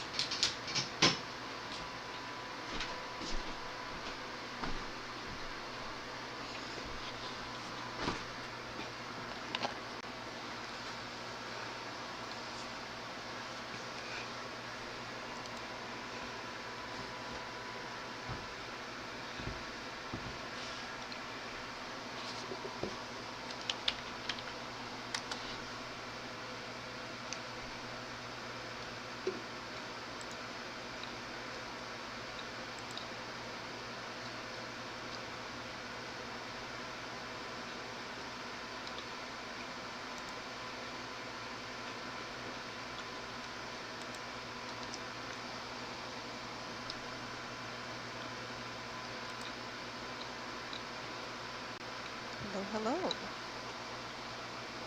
Hello. Sorry, I have cornbread in my mouth. Oh, no worries. Because Sam was in a baking mood today, and I saw Man. snickerdoodles and cornbread, right? yeah, if you gotta marry a boy, marry Samwise Gamgee. I will keep that in mind. All right. He made cornbread and snickerdoodles and pancakes. Oh, that's a good carbohydrate-filled day, and I love all of these things. Pancakes from scratch. The boy does not use a mix. Good, Sam. He's a good egg. He is. I think we don't have quite everyone yet, but if people who are here have thoughts about what scenes they want, I'm happy to start listing those. I'm also realizing that some of our escorting may have changed. I don't know that Aristos is taking Eleanor to the ball anymore. But that's really up to you. I mean, You already yelled at him not to go with you. that's true. That's true. That You is need to true. take care of that. Percy! Digby! Oh, I thought it was Digby because I was No. looking at. Oh. I don't know why I thought it was Digby. It didn't sound anything like him, and also your name was the one that was lighting up. Ooh, mug cake. Yeah, totally fine.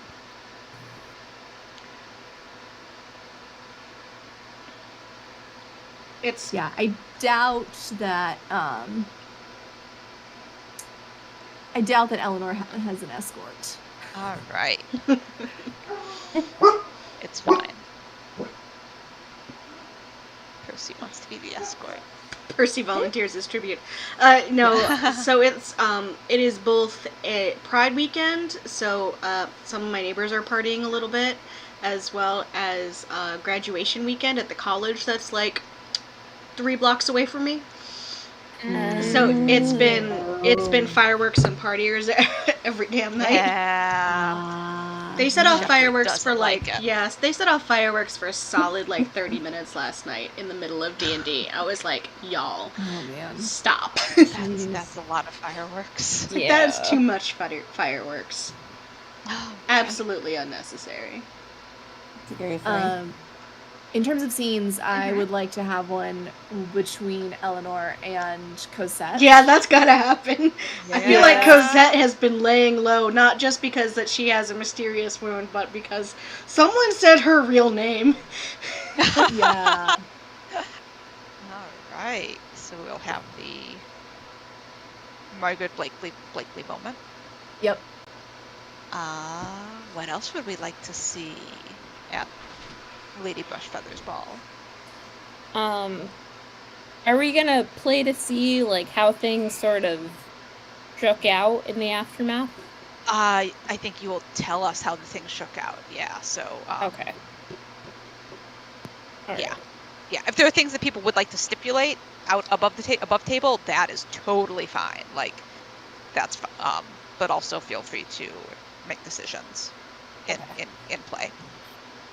I think I trust y'all's negotiations. And yeah, we can negotiate things now. We can negotiate them in game. Decisions can just be made. Yeah. Like make good choices and discuss as needed. Yeah, but I think otherwise, Make good choices.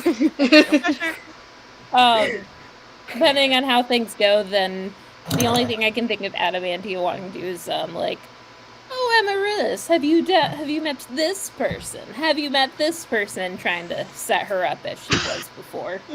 Okay. Perfect. And also,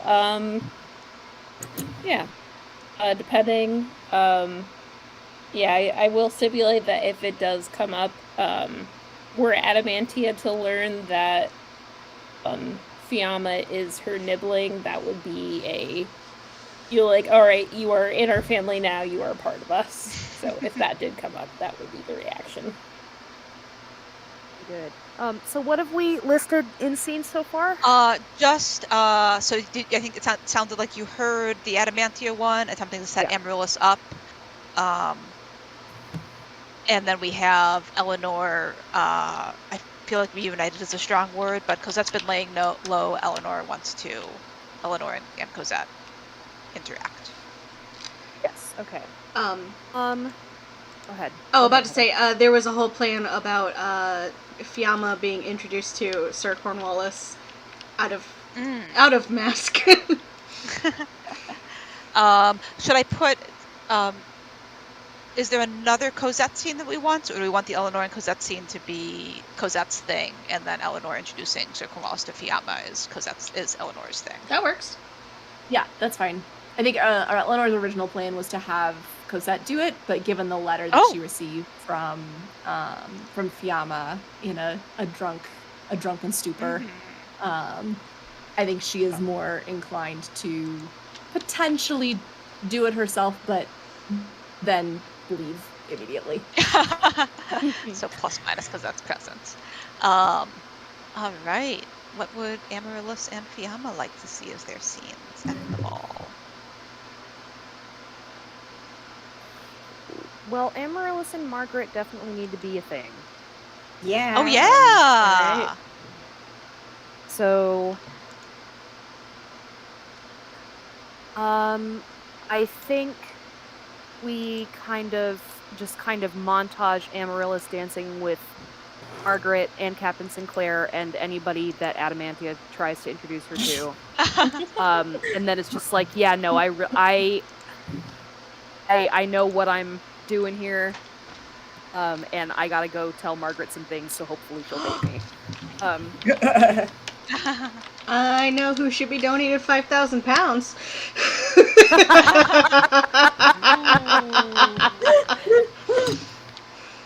She did say for chaos. It's true. That's fun. So yeah, so Amaryllis definitely wants to do that. Also, I am happy to have like a brief scene of maybe Amaryllis introducing Fiamma to Adamantia, if we want to do that. I think that's so I know Fiamma at one point said definitely don't tell anyone, and then there was the scene between Amaryllis and Fiamma. Would Fiamma be interested in that introduction? Reluctantly, against her will. Oh yeah. I mean, Amaryllis would not initiate this. She would wait for Fiamma to be okay with it. But if the opportunity came up, in character, Fiamma is not for it. Out of character, I'm saying you can absolutely do this. Yeah. do not adhere to Fiamma's feral catness. Okay, so maybe it's hey, have you met my sister, and not disclosing any secret knowledge. You do whatever you think feels best in the scene. I'm not personally. I'm giving you complete permission to override Fiamma in so many ways. So go for it. That would please me. Whatever you want to do, surprise me. So maybe that's part of Adamantia's attempting to set Amaryllis up, and maybe there's an introduction. Yeah, Amaryllis is like, no, not this one. Delightful. By the way, we're taking you hostage now. And almost halfway to Italy. What would Fiamma like as a scene, or are those sort of the things that Hannah that Zay would like? So there's and I think there was the sort of introduction to Sir Cornwallis that will be happening. Sounds like there will be an introduction to Adamantia, whether they like it or not. All of these are introductions that are going to happen whether Fiamma wants them or not. Do they want a reckoning with Aristos, or do we want to have that happen off screen in some satisfying fashion? I think on screen would be more satisfying. Okay. I have accidentally invested far too much in this man, and extremely fair. God, what happened? What would you like that do you have a sense of what they would find satisfying as sort of a capstone to that relationship? Like what outcome they are looking for? I don't know.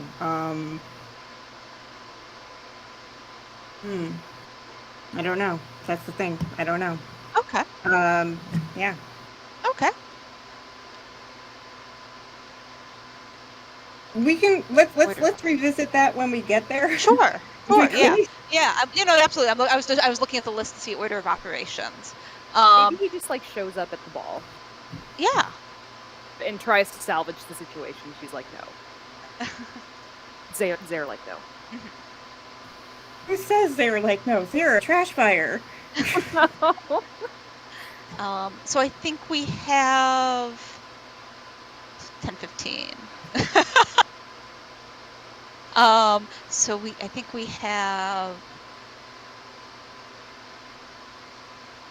Sounds like Eleanor potentially talking with Cosette before making the Sir Wallace introduction. We have the Adamantia attempting to set Amaryllis up and getting introduced to Fiamma prior to the dancing montage, and then we will let the Aristo situation ride, and if a sense of what we were looking for from that develops as we go, then we'll slot it in. And if not, that's fine too. Does that feel reasonable? Maybe start with the Adamantia attempting to set Amaryllis up, getting introduced to Fiamma, cut to Eleanor Cosette. Sure. And go from there? That sounds good to me. Delightful! I will set up my 10-minute clock again. Amaryllis, would you like to set your scene? Or, nope, Adamantia, would you like to set your scene involving Amaryllis? Let me do a thing. Sure.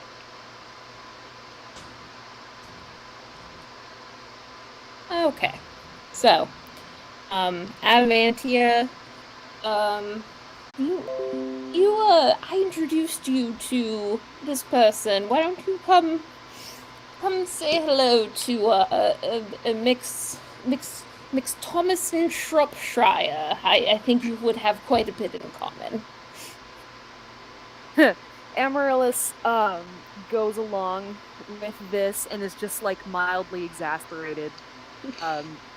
She's had a whole time, and wants to be polite to her sister, but also is like, no, I'm not. Oh, there she is, and she kind of like puts her arm through yours and walks to like, Miss Villafort.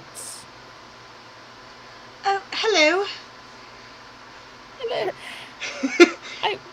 It's so lovely to see you again. You look marvelous. Hello, darling. You of course remember my dear sister, Amaryllis. Fondly.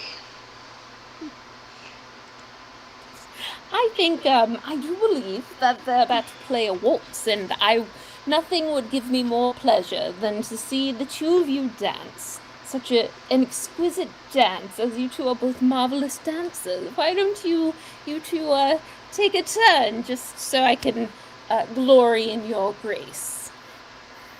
Amaryllis rolls her eyes a little bit where only Cosette can see her, but offers her arm gamely. Yeah, Cosette will take it. This is, as a note, this is like, usually Adamantia is very prim proper, and it seems like she only gets really excited when she's matchmaking.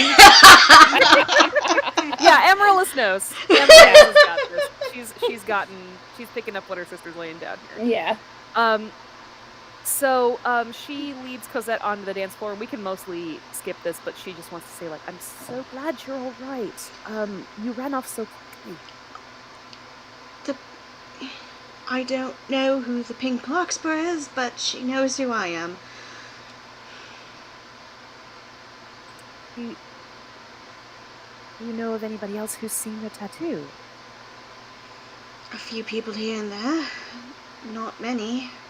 I try to keep it hidden. Yes, I mean, I am functionally retired now, but if you need my assistance, please feel free to call on me anytime. I'm hoping that nothing comes of it. Right. Well, I'm glad you're well. A little sore, but I'll survive, thanks to the pink larkspur, so hopefully she doesn't have it in for me. Yes, I hope so too. And she gives Cosette a sympathetic smile, as they dance. Mm-hmm. Meanwhile, Adamantia is kind of walking, and she, I think she comes upon Sir Cornwallis. She's like, "Oh, Sir Cornwallis, is it? It's very nice to see you tonight." Real quick, does Sir Cornwallis know? He does not know that Adamantia is the flytrap, correct? She hasn't told him. I mean, it's up to you. You can decide how much, what, if there's if it would be funny for you. Always, Allie. I think it would be kind of funny if he knew. Yep, agreed. And- so she introduces herself. It's like, "Oh, lovely to meet you." He kind of like just stares for a few moments, blinks a couple times, takes her hand, and like kisses the air above it. She's like, "Pleasure to meet you, Miss Adamantia." Yes, I've heard such good things about you, and I am so sorry that you were, I was supposed to, not to mince words, but there has been some unpleasantness in City Hall, and I am very sorry for any trouble that has caused you, and I do hope that you're able to, carry on without being harmed by certain individuals' actions. Oh, but why would you need to apologize for any such thing?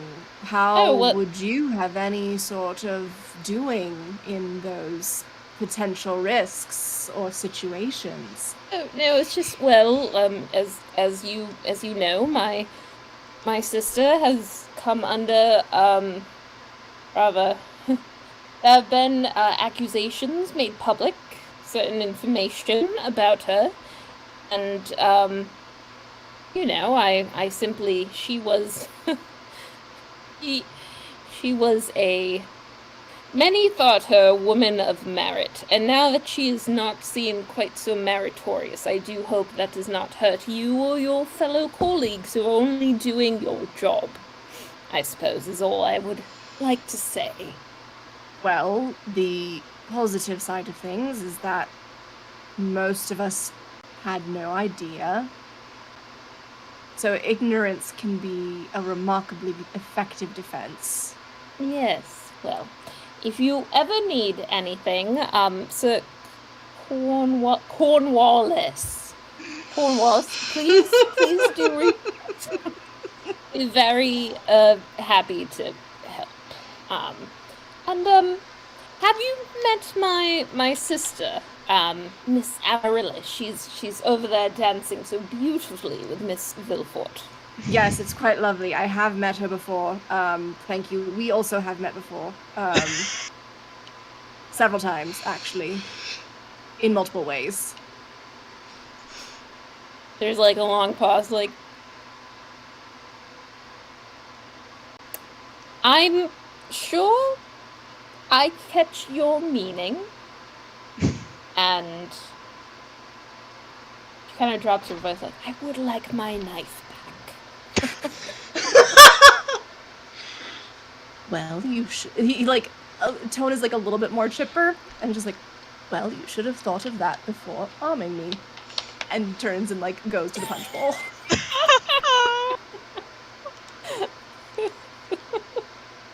And she just blinks like, but what? She's thinking like, but, and kind of muttering like, but, well, okay, he's met me, but why would he say he's met Amaryllis? And she's just very confused about that.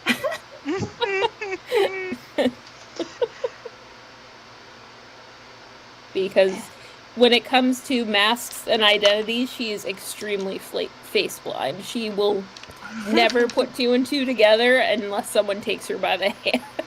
Okay, I see a resolve token. Yeah, Yes. what's this resolve token about? I want Fiamma to have been standing, like, not far away, but, like, close enough that she caught the broad strokes of the dry humor of that conversation. Maybe didn't get the part about the knife, but, like, I don't know. Something. I would like that to Feels have been, vibes. yeah, that to have been witnessed. I don't know who that's worst for, in lots of different senses of worst. Is Fiamma open to have in fact seen, in fact to have had this happen in front of them? I mean, it would that last section, yeah, sure. Delightful.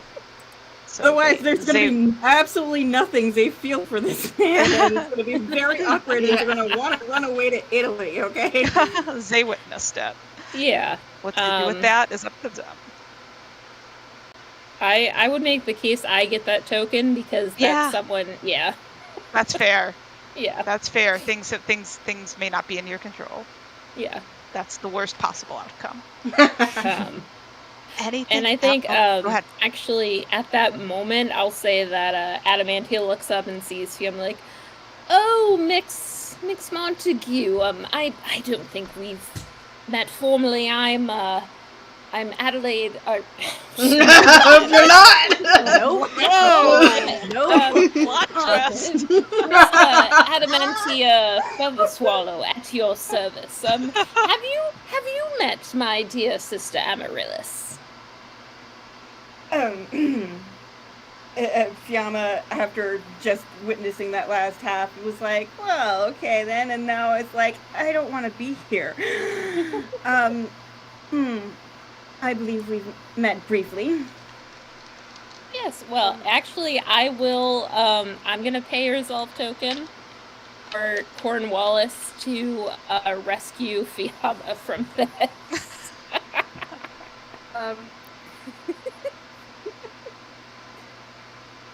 I was actually gonna say Amaryllis sees Adamantia approaching Fiamma and is like, oh no! And I like that, yeah. I like that. We are at time, so yeah, I think we see a montage of Amaryllis seeing this, and I feel like Cosette, would you get it if Amaryllis scampered away, or would that be an upsetting situation? No.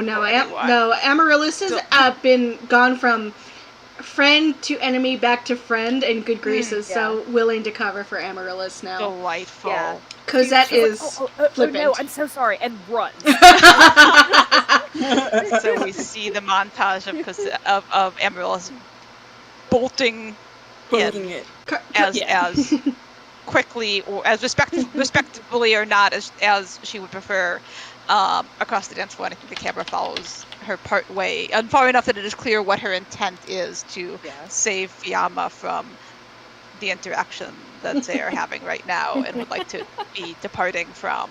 And then the camera pans back to Cosette standing there, or not as Cosette would do, but Eleanor has clocked where Cosette is. Mm-hmm. Yeah, we'll pick up with those two. Yeah. So I think Eleanor approaches with drink in hand, just sort of like, oh, well, Miss Wilford, it's a lovely evening, don't you think? It indeed is, Miss Culpepper. Would you like to... I heard the gardens are quite nice here. Would you like to take a turn maybe out of the ballroom? It's a little warm. I should very much enjoy that, thank you. And she takes Cosette's arm in hers, and the two of them head out. And as they exit the ballroom and the space where there are ears to potentially hear, Eleanor's voice drops a bit. You never told me you were fond of capes.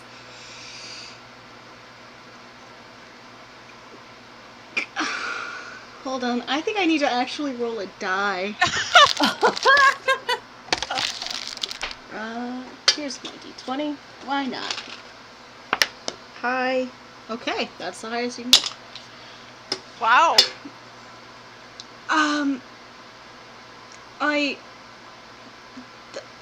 That is...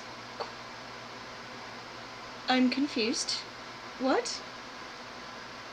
And Eleanor is steering towards the hedge maze. Oh yeah! I think yeah. Cosette's a little distracted just by everything and is letting herself be steered. Mm-hmm. Yep. And so Eleanor kind of continues like driving essentially, and it's just like, how is your shoulder?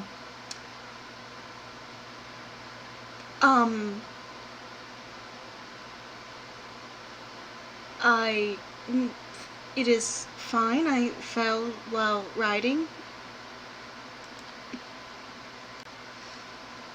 And Eleanor kind of laughs a little bit. Just like, perhaps this will help. And she reaches into her dress pocket and pulls out one of her larkspur embroidered handkerchiefs and hands it to Cosette. She takes it. I think she's a little confused for a moment and then looks up to her. Oh, man. So, you're a larkspur? I am the larkspur. Resolve token.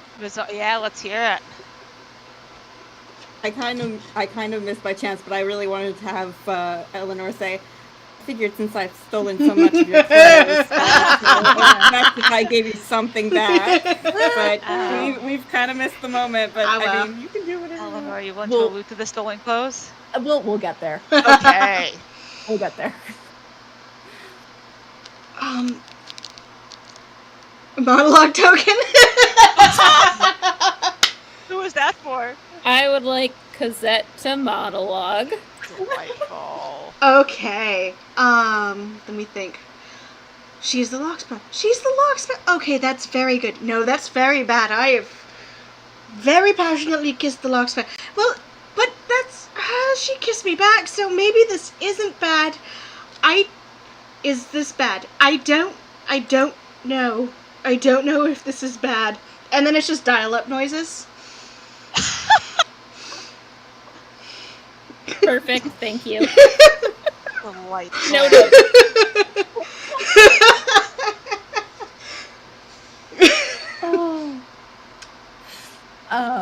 Yes, you were. Yeah.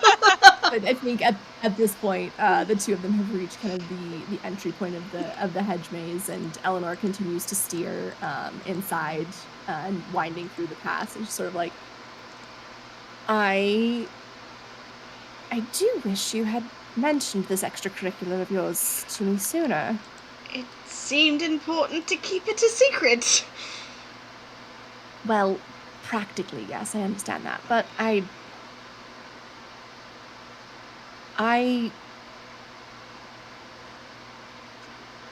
fallen in love with you twice now. Cosette just turns bright red.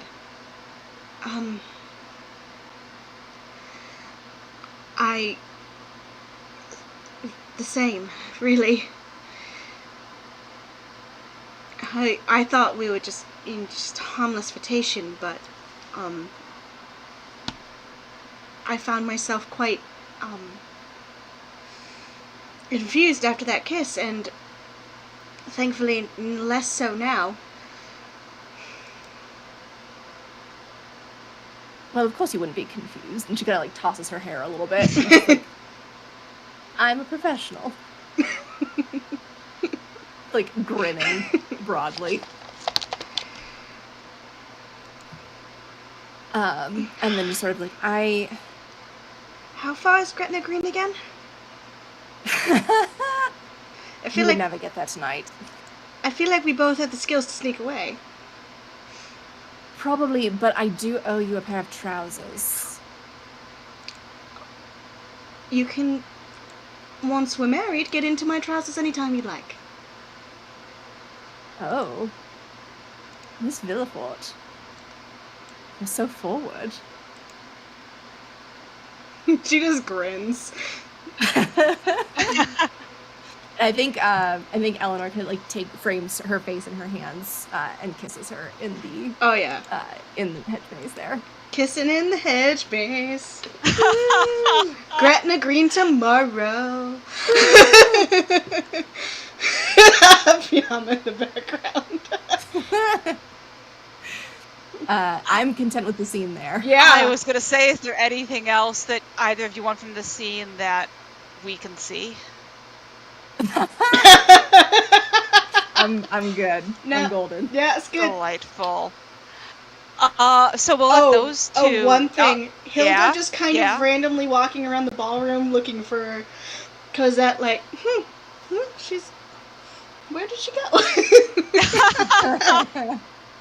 And I'm remembering that at some point Caroline was going to offer you a resolve token to go through with your engagement, but I guess that doesn't have to happen. Or to become engaged, or to any number of things. She doesn't know yet. Cool. Yeah,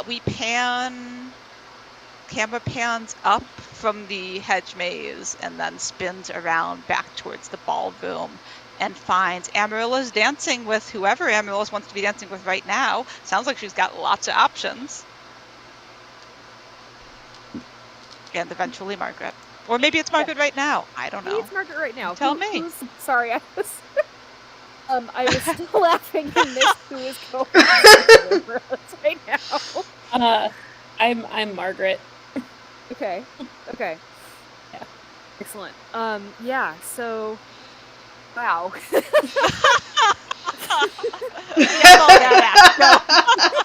How do I follow that act, honestly? So nice dance with your friends. Yes. You don't know what's happening. No, of course not. So Amaryllis is enjoying this nice dance with Margaret. It's the second one because she danced with Margaret first. And spies Adamantia approaching in the distance and is like, I can't do this again. We've got to go. And just kind of leads Margaret off the dance floor. I'm just picturing like ominous music.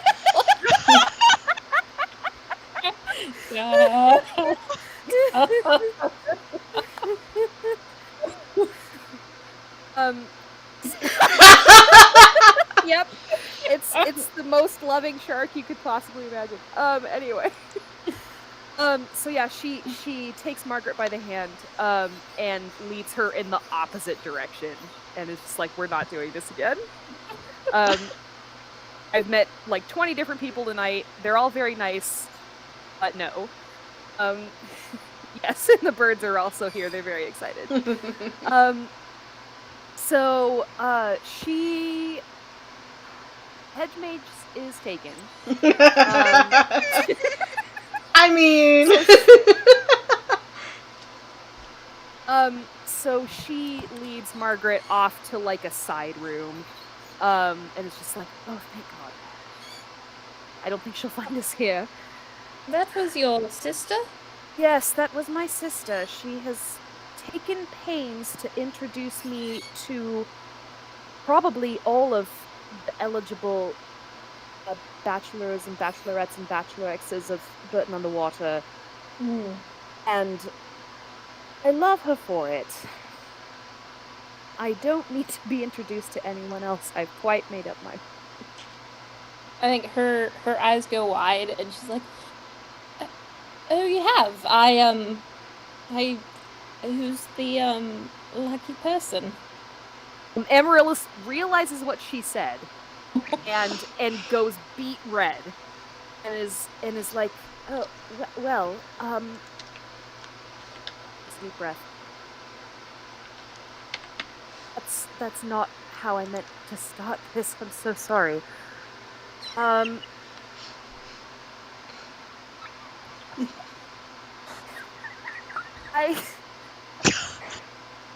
I think there are some things that I should tell you first.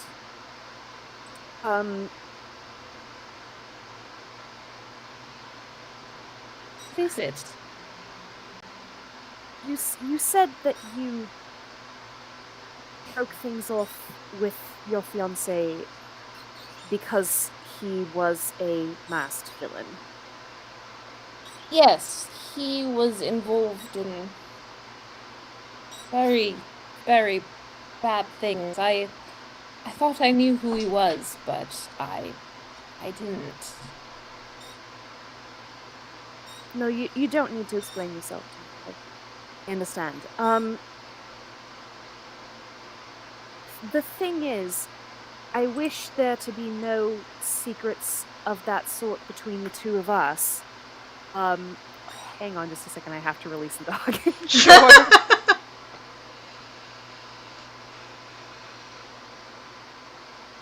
Dog's gonna do dog things. The dog was fast asleep, but my roommates just came home.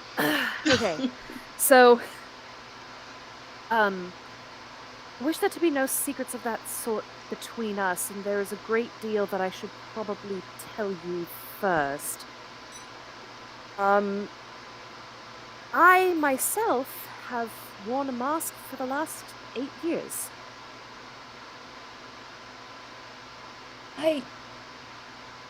Given the preamble, I suppose that's not a metaphor? No, a literal mask. And a disguise, and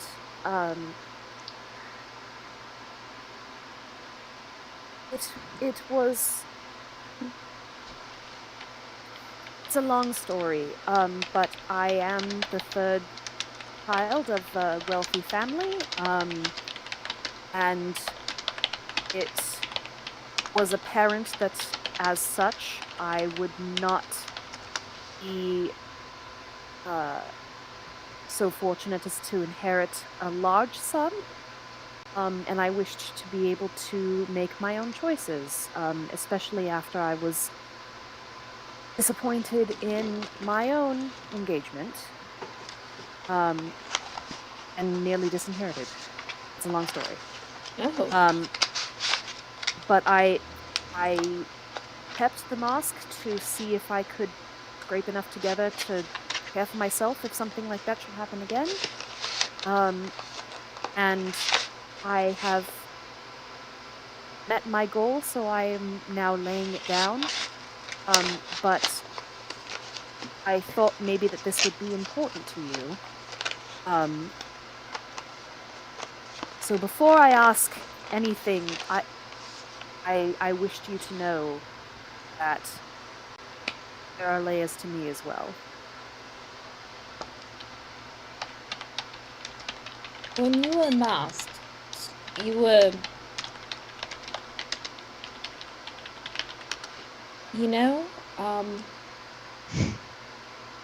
feel like I shouldn't ask this because I know. You are a good person, so I suspect when you were masked, it was not for the same reason as Philip.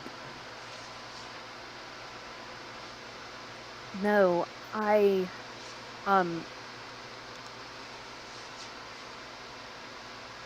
wished only to do justice where I could. Then, and I think she reaches over and takes both your hands, like, you know, you could have not told me, but the fact that you did, knowing I could reject you, it means the world to me, and thank you. You're very important to me, and I hope and she just kind of turns red, not sure what to say, kind of overwhelmed by feelings. Amaryllis squeezes her hands and says, "You are important to me too, and that's the entire reason I told you." So when you said you made your decision already, may I assume what that means? I would like to write to your father expressing a desire to officially court you And I wanted to know if that was amenable to you first. And she looks at you with the same kind of wide-eyed stare that she did in the boat, and her mouth drops open, and just like that day, she's like, I do. I mean, yes. And then Yes. Amaryllis just laughs and kisses her. Yes. Aww. Is there anything else we want from that extremely cute scene? I think I'm all set. How about you, Allie? Yeah, I'm good. Hey. Delightful. Oh, and looking at time, I think the camera pans away again, rather like same sort of pull up and spin move. The camera person, whoever's manning this camera, is getting quite good at this. I was gonna say, and finds Eleanor plus minus Cosette returning to introduce, make the first not formal non. Yes. Yes. And how it goes, we will find out. / leave that exercise for the reader. We can cut or not wherever feels narratively appropriate. But yeah, what does that look like? What, you two already ran away to Gretna Green? Tomorrow. We wouldn't be able to get a coach at this hour. No. You can if you pay attention well enough. Gotta be seen at the party first. So there's a lot of kidnappings happening right now. We gotta make sure that there's like lay some groundwork. It's not my fault this time. That's all I'm saying. Kidnappings per capita in this town are astronomical. How do these people sleep at night? Economic indicator. So I think that Eleanor kind of briefly interacts with Sir Cornwallis, just in the sense of like, hello, please come with me. There's someone that I want you to meet. Remember that letter I wrote you? I'm not going to do the scene because it's me talking to myself. Extremely fine. Montage or as much or as little as you like. Yes. So there's that.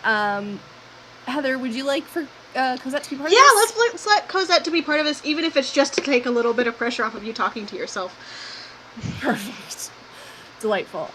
So I think the three come up to Fiamma at an appropriate moment when they look like they are available. Fiamma's just been a wallflower next to Aunt Ornella. Fiamma is not interested in this place. So that's easy. Easy. Yeah. And so Eleanor kind of curtsies a bit. Just like, Miss Montague, I have someone who I think you would find interesting to accompany you for a few minutes this evening. Fiamma just stares. And realizes Aunt Ornella is glaring. Sir Cornwallis, this is Miss Montague, a close friend of Miss Culpepper. I think that you both will get along fairly well. You both have a very similar sense of humor. I doubt that. I would like to offer Sir Cornwallis a resolve token to be doing nervous or bored, your choice, knife check, like with a letter opener. Oh yeah, like he's picked up like somewhere in the study, like as he's been kind of like, he hates parties, and so he has gone off in the study and pulled out a letter opener. It's just kind of like lazily twirling it around his fingers, and suddenly it is brought to attention and stops fidgeting long enough to bow. Just like, pleasure to meet you, Miss Montague. Fiamma's staring at this like, why is he holding a... Like, usually I would be interested in this, but this is... Oh, God. Oh. Pleasure to meet you as well.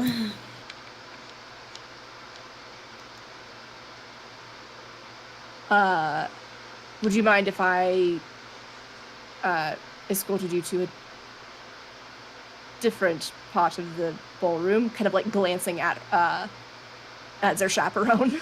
Like, not like asking for permission, but that look of like, I really would like to not be like you look like you look miserable. Would you like to be miserable somewhere else?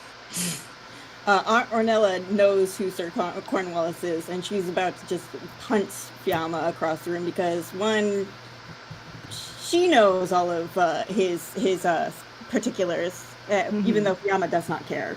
And Fiamma's getting the hints.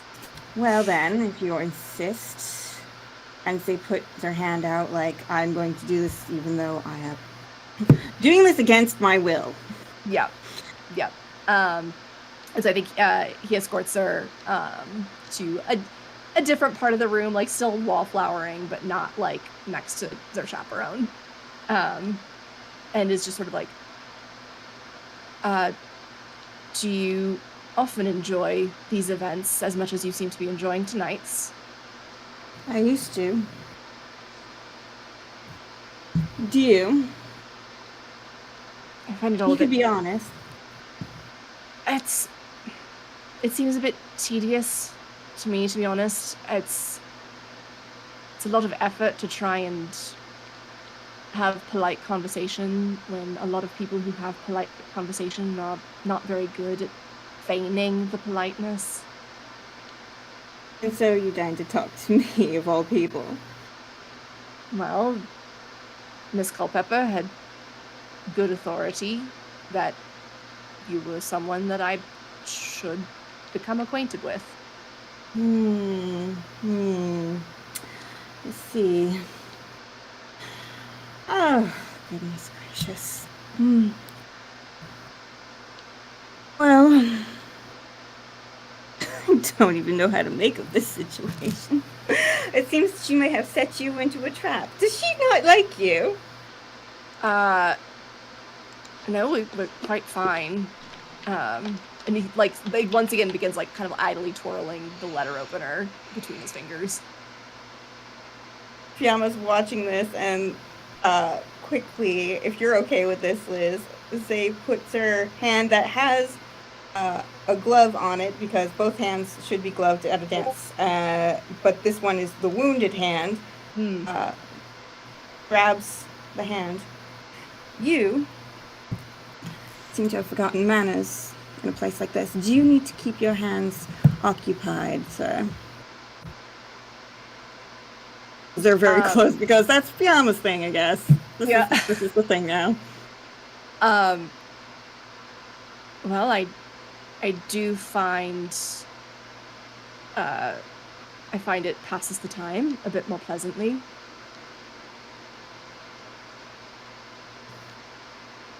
To twirl knives or to twirl other things? You're confusing me. Why don't you be a little more specific? Was there something specific you had in mind, Mix Montague? I'm trying to figure out what's going on in that head of yours, so I'm wanting specifics, I suppose. Settle for dancing. But continue. Well, we could dance. I would be fine to continue amusing my hands in such a matter, or if given proper other diversion. Fiamma's just starting to blush all of a sudden. The poker face is not working anymore. Oh my gosh. Oh, all right. Does he take the hand? They're already holding hands. Yeah. Oh, They still have the hand on the knife hand. Yeah. He, I think, takes the letter opener and kind of in his other hand, like still keeping the contact between their hands. He takes the letter opener in the other hand and kind of casually, like, extends it slightly towards her. And just like, would you like to give it a go? And they laugh a little like, this couldn't go wrong at all. Sir, I believe you're too forward with this knife-wielding business. You really think I would know what to do with that? And say, raise their eyebrows. I apologize for my boldness. I was just thinking perhaps you wanted to see how it felt.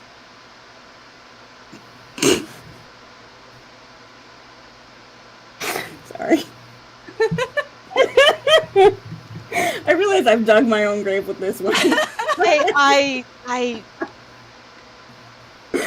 is that do we get a little laugh there Little what? from Fiamma? A little laugh?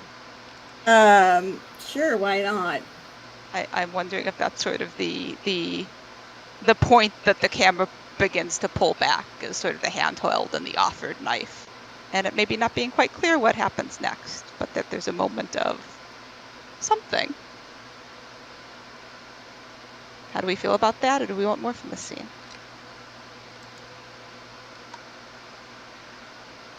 I will put that question to Isabella, since Oh gosh, I don't even know. Since Fiamma is the major character involved Mhm. here. Yeah, I don't know about that, but I think that's fine.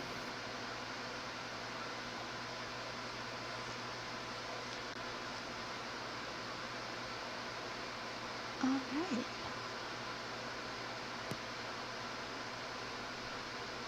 Is there anything else that anyone wants 2 to 3 minutes of? On screen, a montage of of Cosette and Eleanor going to Gretna Green. That's not at the ball, so. Trip. Bright and early the next morning. Yeah. I think that brings us to a close because I'm right. Thank you all. Yeah.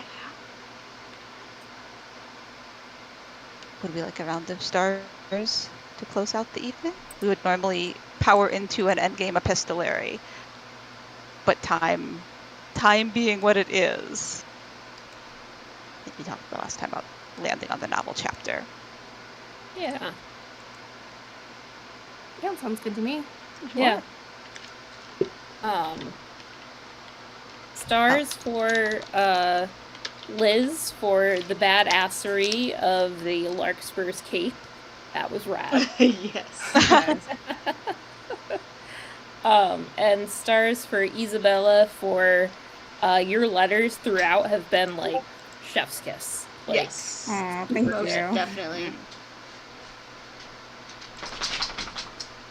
Thank you. I will give a star to Allie for Adamantia's persistence in, like, being able to play against you as Sir Cornwallis was just a perpetual delight. Like, Yes. that so was much fun. that was very fun. So thank you for that.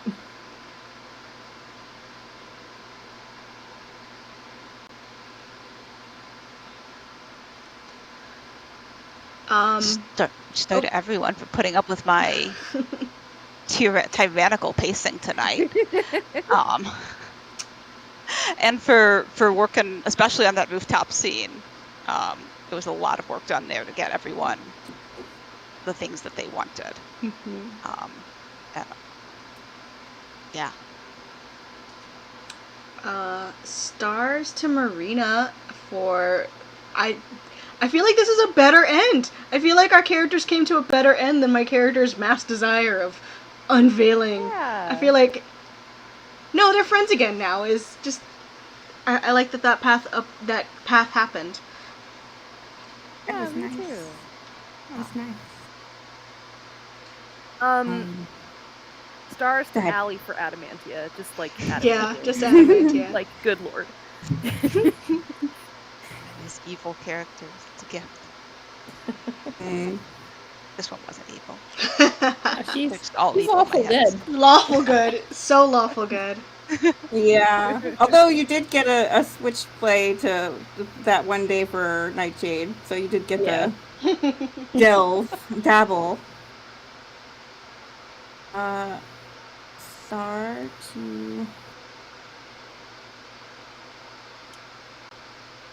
Star to Heather for most wonderful ghosts.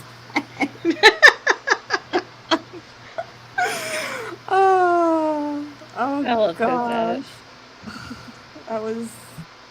That was adorable. Everything about Cosette was adorable. Oh, thank you. And from the playing innocent to the suddenly very 404 failure.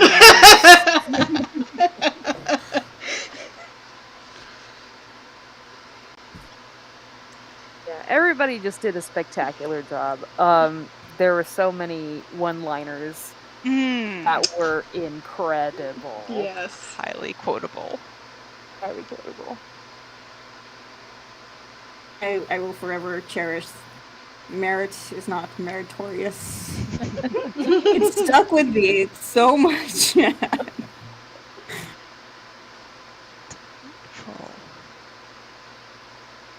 I just remembered the captain's appearances. Oh god. Start the captain for being. We had to have balance between what I played, right? Yeah. Oh god. I want good things for him. Yeah. Me too. You can't Same. find a place to smoke.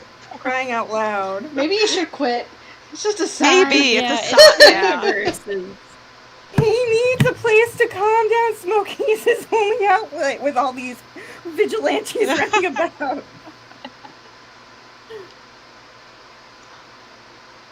Although I don't know, I've never smoked, so I don't know if it gives you like a more calm state or a more hyper state. I've heard too many stories, so I could be wrong. Depends on what you're smoking. Suppose. That's true.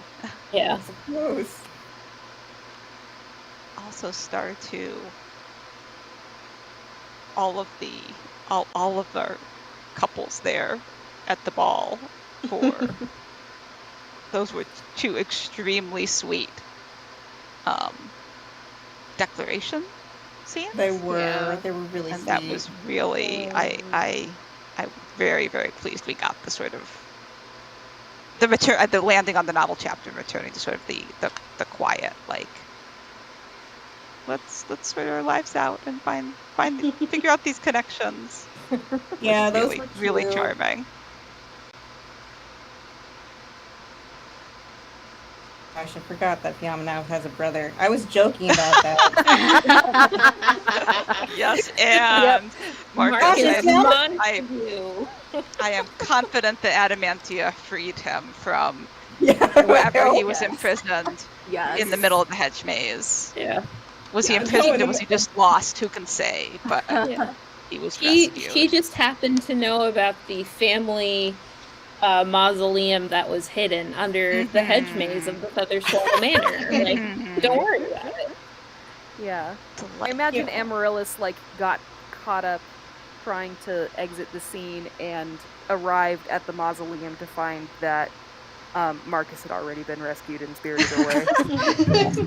Marcus Adamantia just has blueprints of every building in town. Good. We also forgot what happened to Nightshade. Did anyone? I wasn't on my headphones. Oh. yeah, no, it was unstipulated. I definitely feel like Adelaide was taken down since you all had the documents that you needed. Yeah. I but I also think- missed that part.